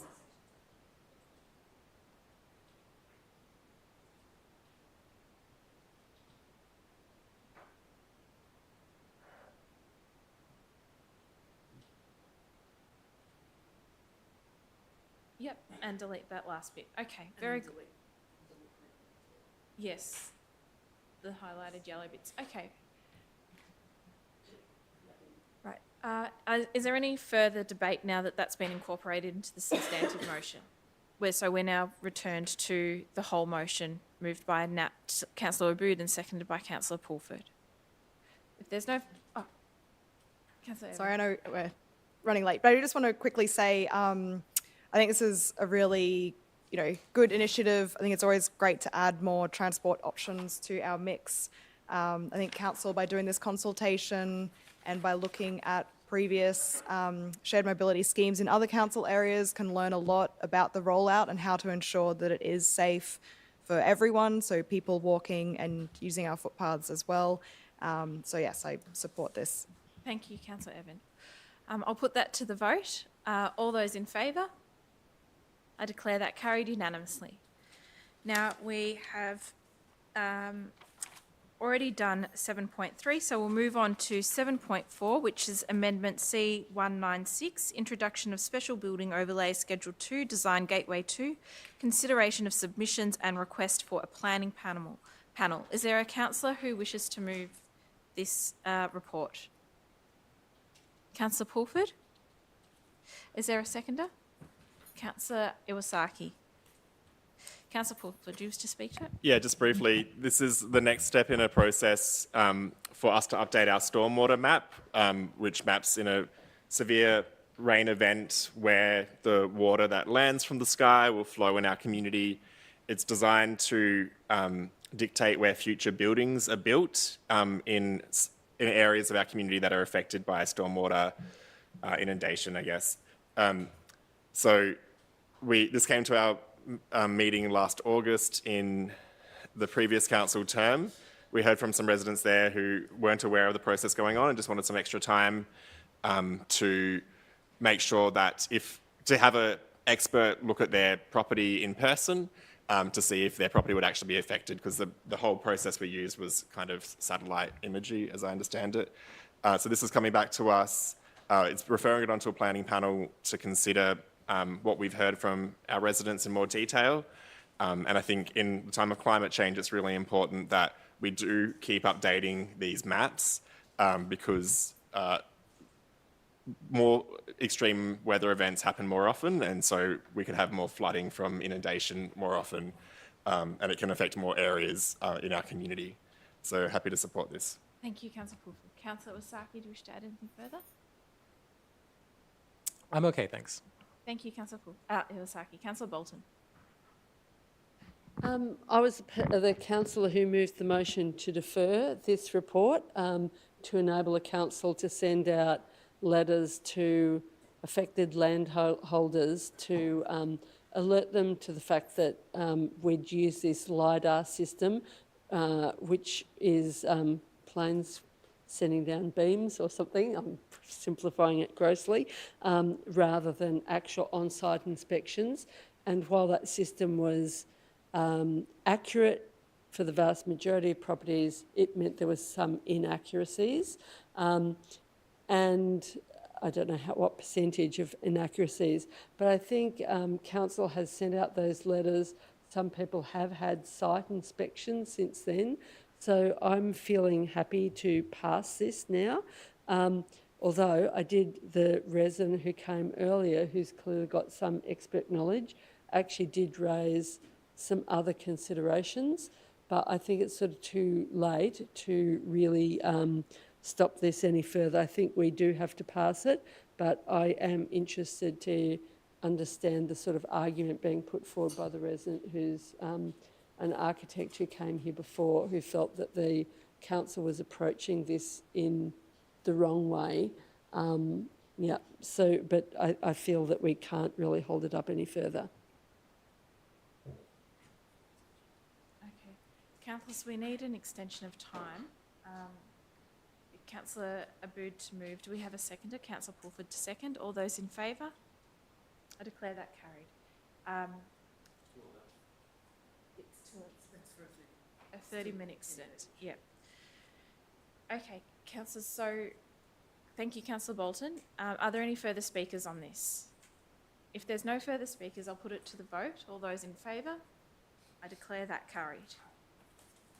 We'll now move on to 7.5, Amendment C231, Introduction of Moving Around Merri-bek Transport Strategy and the Merri-bek Open Space Strategy Decision Gateway 3, consideration of the Planning Panel report and discussion on amendment.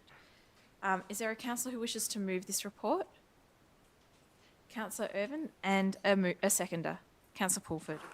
Councillor Irvin, do you wish to speak to it?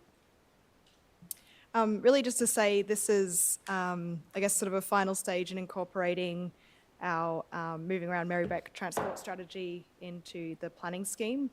And so it's gone through a fairly extensive process up until now. And yes, we're sort of looking forward to, I guess, seeing this strategy implemented and seeing the outcomes of this. Thank you, Councillor Irvin. Councillor Pulford. Nothing further. Are there any further speakers? Councillor Aboud. Yeah, just very quickly, I want to commend the officers that did all this work. Before I was elected, I was involved in some of the open space strategy work as a submitter, and I just found the whole process really amazing, and so well done. Thank you, Councillor Aboud. I'll put that motion to the vote. All those in favour? I declare that carried unanimously. We'll move on to 7.6, Fawkner Transport Study, and we have Councillor Bolton on her feet. Yes, we'll get that up on the screen. Your mic. I've got an alternative resolution, which I sent around earlier, well, actually just as the meeting was about to start, with one change from wording which the Director of Infrastructure had sent around late this afternoon. Okay, this is it. Is that So, so my alternative motion is to keep all of the proposals which the council officers have proposed.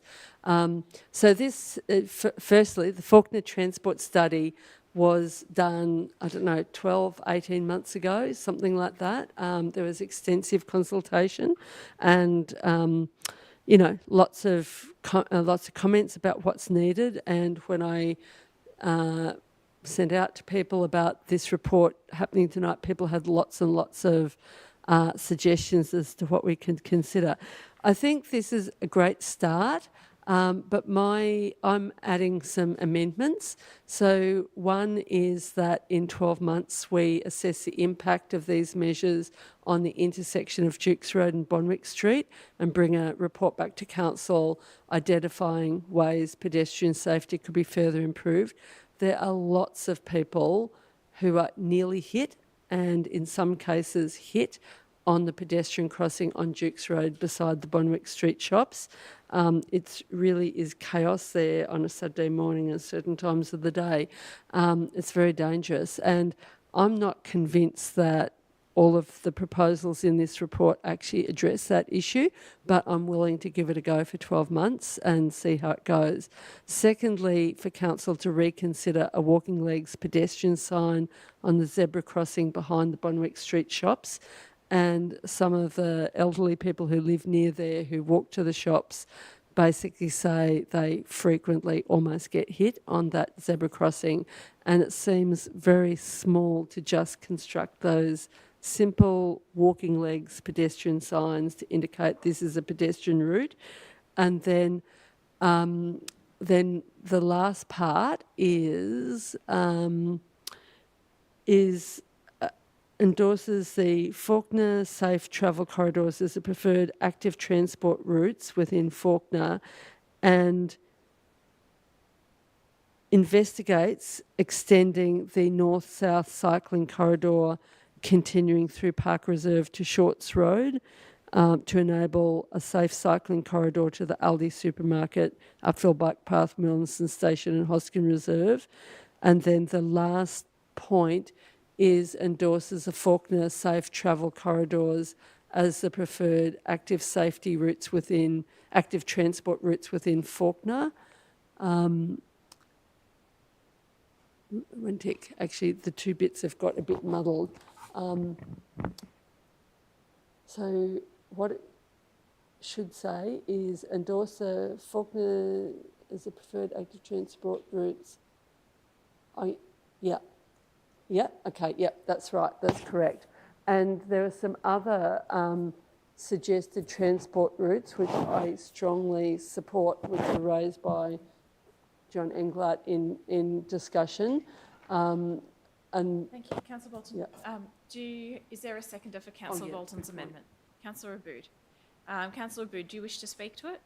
No. Are there any further speakers on relation to Councillor Bolton's amended? No. In that case, I'll put that to the vote. All those in favour? I declare that carried. We'll move on to celebration of International Mother Language Day. Is there a councillor who wishes to move? Councillor Bolton.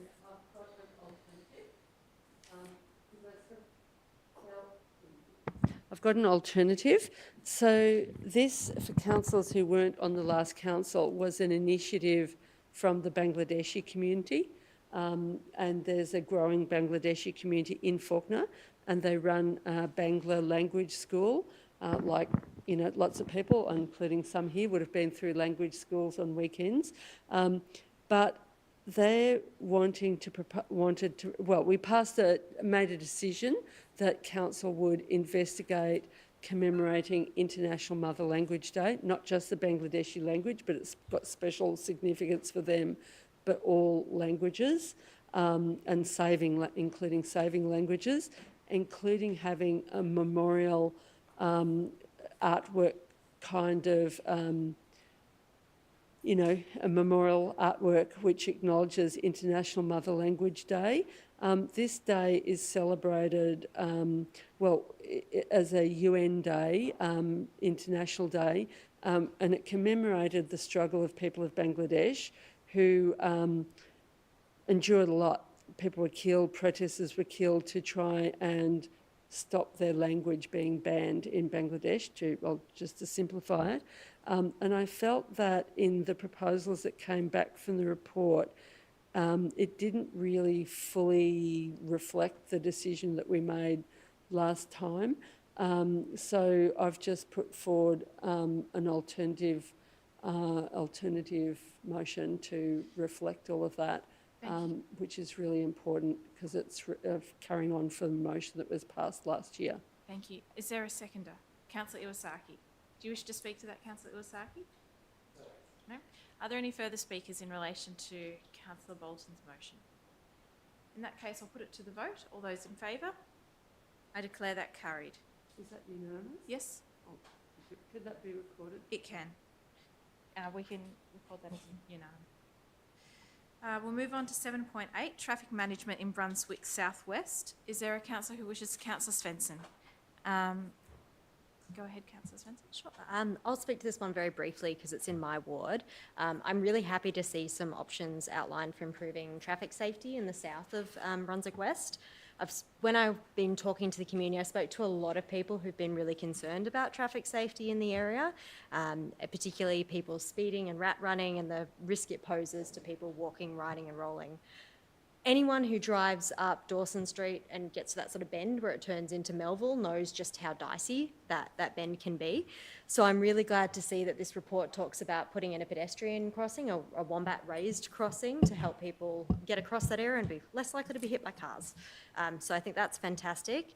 And another really big part of this report is it refers Union Street to be considered under the Streets for People plan, to consider options for streetscape improvements to make Union Street and all those surrounding streets safer, which I know a lot of people who live in that area, we've got a school, a kindergarten, are really concerned about their safety and the safety of kids trying to get to school. So that'll be a really great report to see when that comes back to look at how we can make that area safer. Thank you, Councillor Svensson. Is there a seconder? Councillor Iwasaki, do you wish to speak to? No. Are there any further speakers?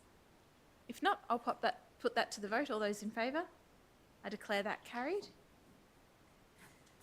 We'll now move on to the 4-year Council Action Plan 2024 to 2025, second quarter performance report, 7.9. Is there Councillor Aboud is on her feet? Yes, I'd like to move the words as they are right now. Is there a seconder? Councillor Iwasaki. Thank you, Councillor Iwasaki. I had planned to amend this slightly to include a point about advocacy to the member for Pascoe Vale regarding the delivery of the 40k per hour school zone lights. So it has been rolled out, but there's no flashing lights yet. And I was told this afternoon that that will happen mid-year, which is good, because part of the council plan talks about this advocacy piece that council was involved in. And like all things that happen, everybody thinks they're solely responsible for it, and it's never the case. So it's important to acknowledge the school's advocacy and, you know, various members of the Northern Metro. Like, there are a lot of people that were involved in getting this across the line. But I also wanted to draw attention to something that I was pleased to be emailed about, read a report about, because I'd put it in my notes already, that emissions have dropped by 4.4%. And I don't think many places could actually say that they're actually having some results like that. I think it's important to note. And also to commend the reusable crockery program which it's rolled out in all of our council venues, but also happened at the Faulkner Festival, which diverted lots of disposable bits of crockery, I guess they're paper plates, and cutlery and stuff from landfill. So I think that's important to note. Thank you. Thank you, Councillor Aboud. Councillor Iwasaki. If there's no further speakers, I'll put that item to the vote. All those in favour? I declare that carried. We'll move on to 7.10, 24 to 2025, second quarter financial reports. Is there a councillor who wishes to move this report? Councillor Miles. Is there a seconder? Councillor Theodosis. Councillor Miles, you wish to speak to it? Councillor Theodosis. Are there any councillors who wish to speak to this item? Councillor Aboud. Just quickly, I think it's important to commend the work and encourage people to read these documents because there's quite a lot of information and it's important to know what we're spending the money on. So, yeah, even though we're under pressure to finish the job, this is quite an important report and needs to be noted. Thank you, Councillor Aboud. Are there any further speakers? If there's no further speakers, I'll put that to the vote. All those in favour? I declare that carried. We'll now move on to 7.11, the governance report for February 2025. And I note that at point number 9, we will need to nominate people for the attendance at the National General Assembly. Is there a councillor who wishes to move 7.11 for the governance report? Councillor Theodosis. Is there a seconder? Councillor Aboud? Oh, right. Yep, so just in relation to point number 9, we can add in, based on the emails that have been circulated requesting attendance at the National General Assembly, Councillor Aboud and Councillor Kat Theodosis. And I note there were some requests for later years. And Can I add my name to the list for this? yes, Councillor Svensson. So we have 4 councillors attending. Oh, and Councillor Oscar Yildiz has also requested to attend. Councillor Theodosis, did you move this motion? Yes. Yes, you don't need to speak to it. Nope, that's fine. And Councillor Aboud to second. Do you wish to speak to it? I'd love to speak to this, but my nose is too blocked. Sure. Councillor Bolton. I'm not going to bother moving an amendment, but I just think it's totally ridiculous to send 4 people to the ALGA conference. You know, I think it's a total waste of money, frankly. I think we need to send no more than 2. But anyway, I'm not going to bother, given the lateness of the hour, of moving a motion to amend it. Thank you, Councillor Bolton. If there's no further speakers, I'll put that to the vote. All those in favour? I declare that carried. And sorry, Councillor Bolton abstained. We'll now move on to the contract variation of 529T, provision of waste services fortnightly rubbish trial. Is there a councillor who wishes to move this one? This report? Councillor Aboud. Is there a seconder for the waste services fortnightly rubbish trial? Councillor Chris Miles. Councillor Aboud, do you wish to speak to this? Okay, sorry. Councillor Chris Miles, do you wish to speak? Are there any councillors who wish to speak in relation to this report? Okay, if there's no speakers, I'll put the item to the vote. All those in favour? Are there any abstentions? No, that's okay. Yep, okay, in favour. So that was all councillors were in favour of 7.12. We'll move on to contract variation for Dunstan Reserve stormwater harvesting works. Is there a councillor who wishes to move? Councillor Svensson. Is there a seconder? Councillor Iwasaki. Councillor Svensson, do you wish to speak to this report? Yeah, I'll just speak to this one quickly again because it's another project over in Brunswick West. Council are constructing a stormwater harvesting system so that water that would otherwise essentially go to waste can be stored, treated and used to water our local sporting grounds and the community garden. It is right next to my community garden, so I've seen it being built and it's a really cool project. Once the underground work is complete, there's a plan to build a beautiful native rain garden on the top of that, which should be a massive boost to local biodiversity, which is fantastic. This variation is still within the original budget for the project. It just includes funding to safely dispose of some contaminated soil, create a new pergola for the park and restore public lighting to the park. Thank you, Councillor Svensson. Councillor Iwasaki, do you wish to add anything further? If there's nothing further to add, I'll put that to the vote. All those in favour? I declare that carried. We'll now move on to we do need an extension of time for another half hour. Councillor Svensson to move, Councillor Abood to second. All those in favour? I declare that carried. 7.14, contract variation, Sydney Road Park to close to home construction. Is there a councillor who wishes to move this? Councillor Irvin, thank you. And a seconder? Councillor Bolton. Councillor Irvin, do you wish to speak to that? Yes, just another sort of project in my ward, so I'm happy to speak to it. This is really, the Michelle Guglielmo Park is part of the Parks Close to Home program, which fills in gaps in our open space network. And this park was actually opened in December last year. And just prior to the park's opening, some unknown underground services were discovered on site, which means that some of the stormwater drainage couldn't be completed. And this might not sound like the most interesting part of the park. Obviously, people like hanging out on the surface, but the stormwater management is actually really important. It allows us to increase the permeability of the site and actually grow the trees large enough to provide good tree canopy cover. And it also means that we can incorporate water-sensitive urban design into the park. If you've been there, you may have noticed the planted swales that go through the centre of the park. This is a really important aspect of managing stormwater runoff. It filters the water and slows it down, and it's really important for urban cooling and to manage the impacts of stormwater that we've heard so much about tonight. So yes, just Thank you, wanted to Councillor give that background. Councillor Bolton, do you wish to add anything further? No? Are there any further speakers? If there's no further speakers, I'll put that to the vote. All those in favour? I declare that carried. We'll now move on to 7.15, variation, contract for the supply, install and maintenance of gym equipment. Councillor Svensson to move and Councillor Abood to second. Councillor Svensson, do you wish to speak to this item? Gyms are great, but not if they don't have equipment inside them. Councillor Abood. Yeah, gyms are great, but teenagers shouldn't cut and bulk. Very good.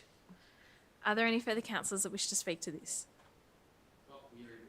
No, we can't have a query on that. Let's just move on. I'll put that to the vote. All those in favour? I declare that carried. Now we'll move on to the notices of motion that we didn't get to. So we have Councillor Abood's improved safety for both intersections of Connolly Avenue, Murray Road, Coburg North. Is there a seconder for Councillor Abood's? Councillor Irvin? I've circulated some new words. Oh, yeah. Councillor Irvin, have you had the benefit of seeing those?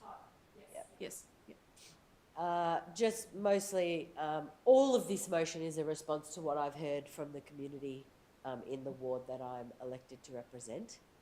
None of it is anything that I invented. And I think it's been spoken to really well, but there are some crazy accidents happening in this neighbourhood and we just need to take a look at it. It's a long time coming. Thank you, Councillor Abood. Councillor Irvin, do you wish to add anything to this? No, just to, thank Councillor Abood for bringing this forward, especially in response to what we're seeing in terms of collisions and near misses in the area. And I certainly appreciate the addition of those items just to look at some sort of immediate solutions that we can do even on a sort of temporary basis.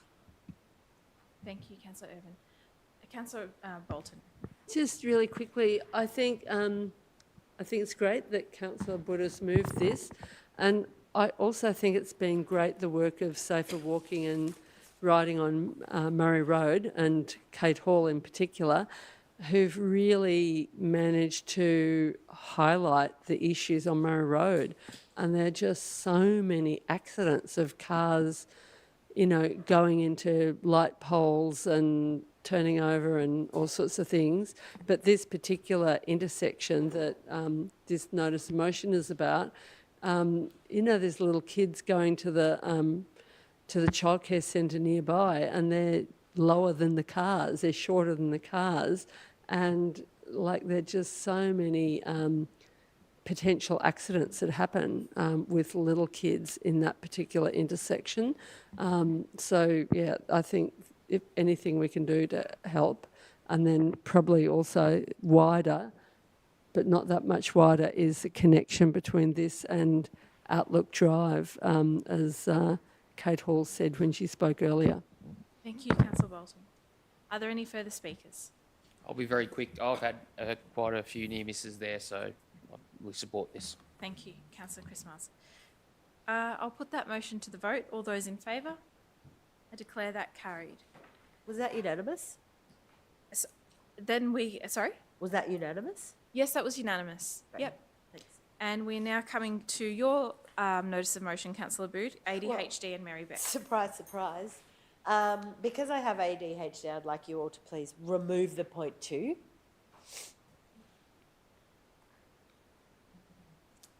Because that's being addressed and it kind of is out of context.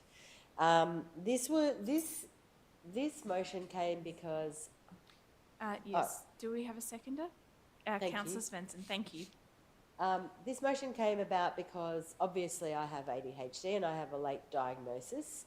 And I have the diagnosis, and I was talking to people about this because I could afford it. And I know people who feel as though they could self-diagnose, or their children could diagnose them, or the people who love them, but they can't afford to get a formal diagnosis, so they don't have one. And I think that for me it's been quite empowering to have a formal diagnosis. And I think that what happened with me is I started to read about stuff, and one of the things that I read was the federal government's response to the ADHD inquiry, and it had a lot of recommendations attached to it. And the response, so the inquiry had the recommendations attached to it, and the response was just super inadequate, I think. And so that sort of prompted me to put this motion. I think that it's really important that we talk more about neurodiversity. I think that being neurotypical is actually a misnomer. I don't think neurotypical is typical. I think being neurodiverse is typical. There's lots of people who are neurodiverse in the community, and in the last few years I've noticed groups of people that I've been involved with advocating to help people understand about the neurodivergent people who are living in our communities.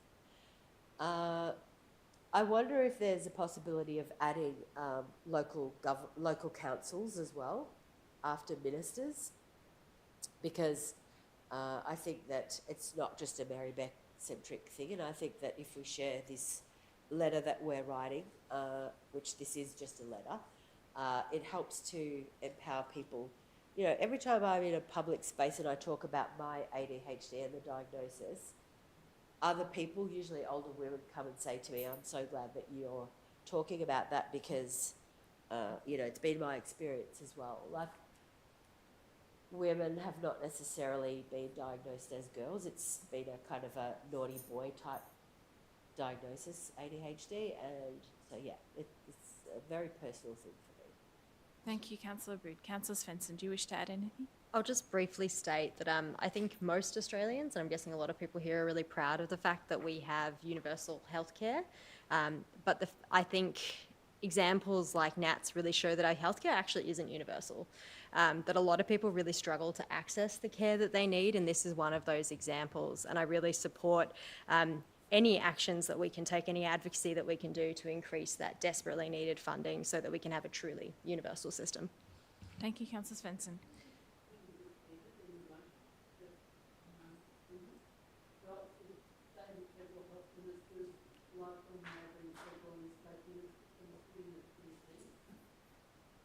Yeah, what happened is the local part could go, so...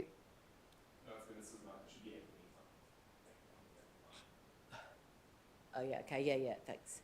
MPs, yeah, thank you. That's exactly right, thank you. Okay, thanks for that amendment. If there's no further speakers, I'll put that to the vote. All those in favour? I declare that carried. Can that be recorded as unanimous if it was? Yep. Now, we have no notices of rescission, so I'll move on to foreshadowed items. Do you have any items, councillors, that you wish to foreshadow that may be a subject of notice of motion for the next council meeting? Councillor Bolton. I want to move a motion at the next council meeting around contracts and getting advance notice of contracts, especially big contracts like waste collection or, like the animal shelter that's run by Whittlesea. Because we had the experience last term of council of getting very little notice of a couple of big contracts expiring, and then feeling like we had to just pass these contracts without looking at any alternative. So I want to put that motion forward at the next council meeting.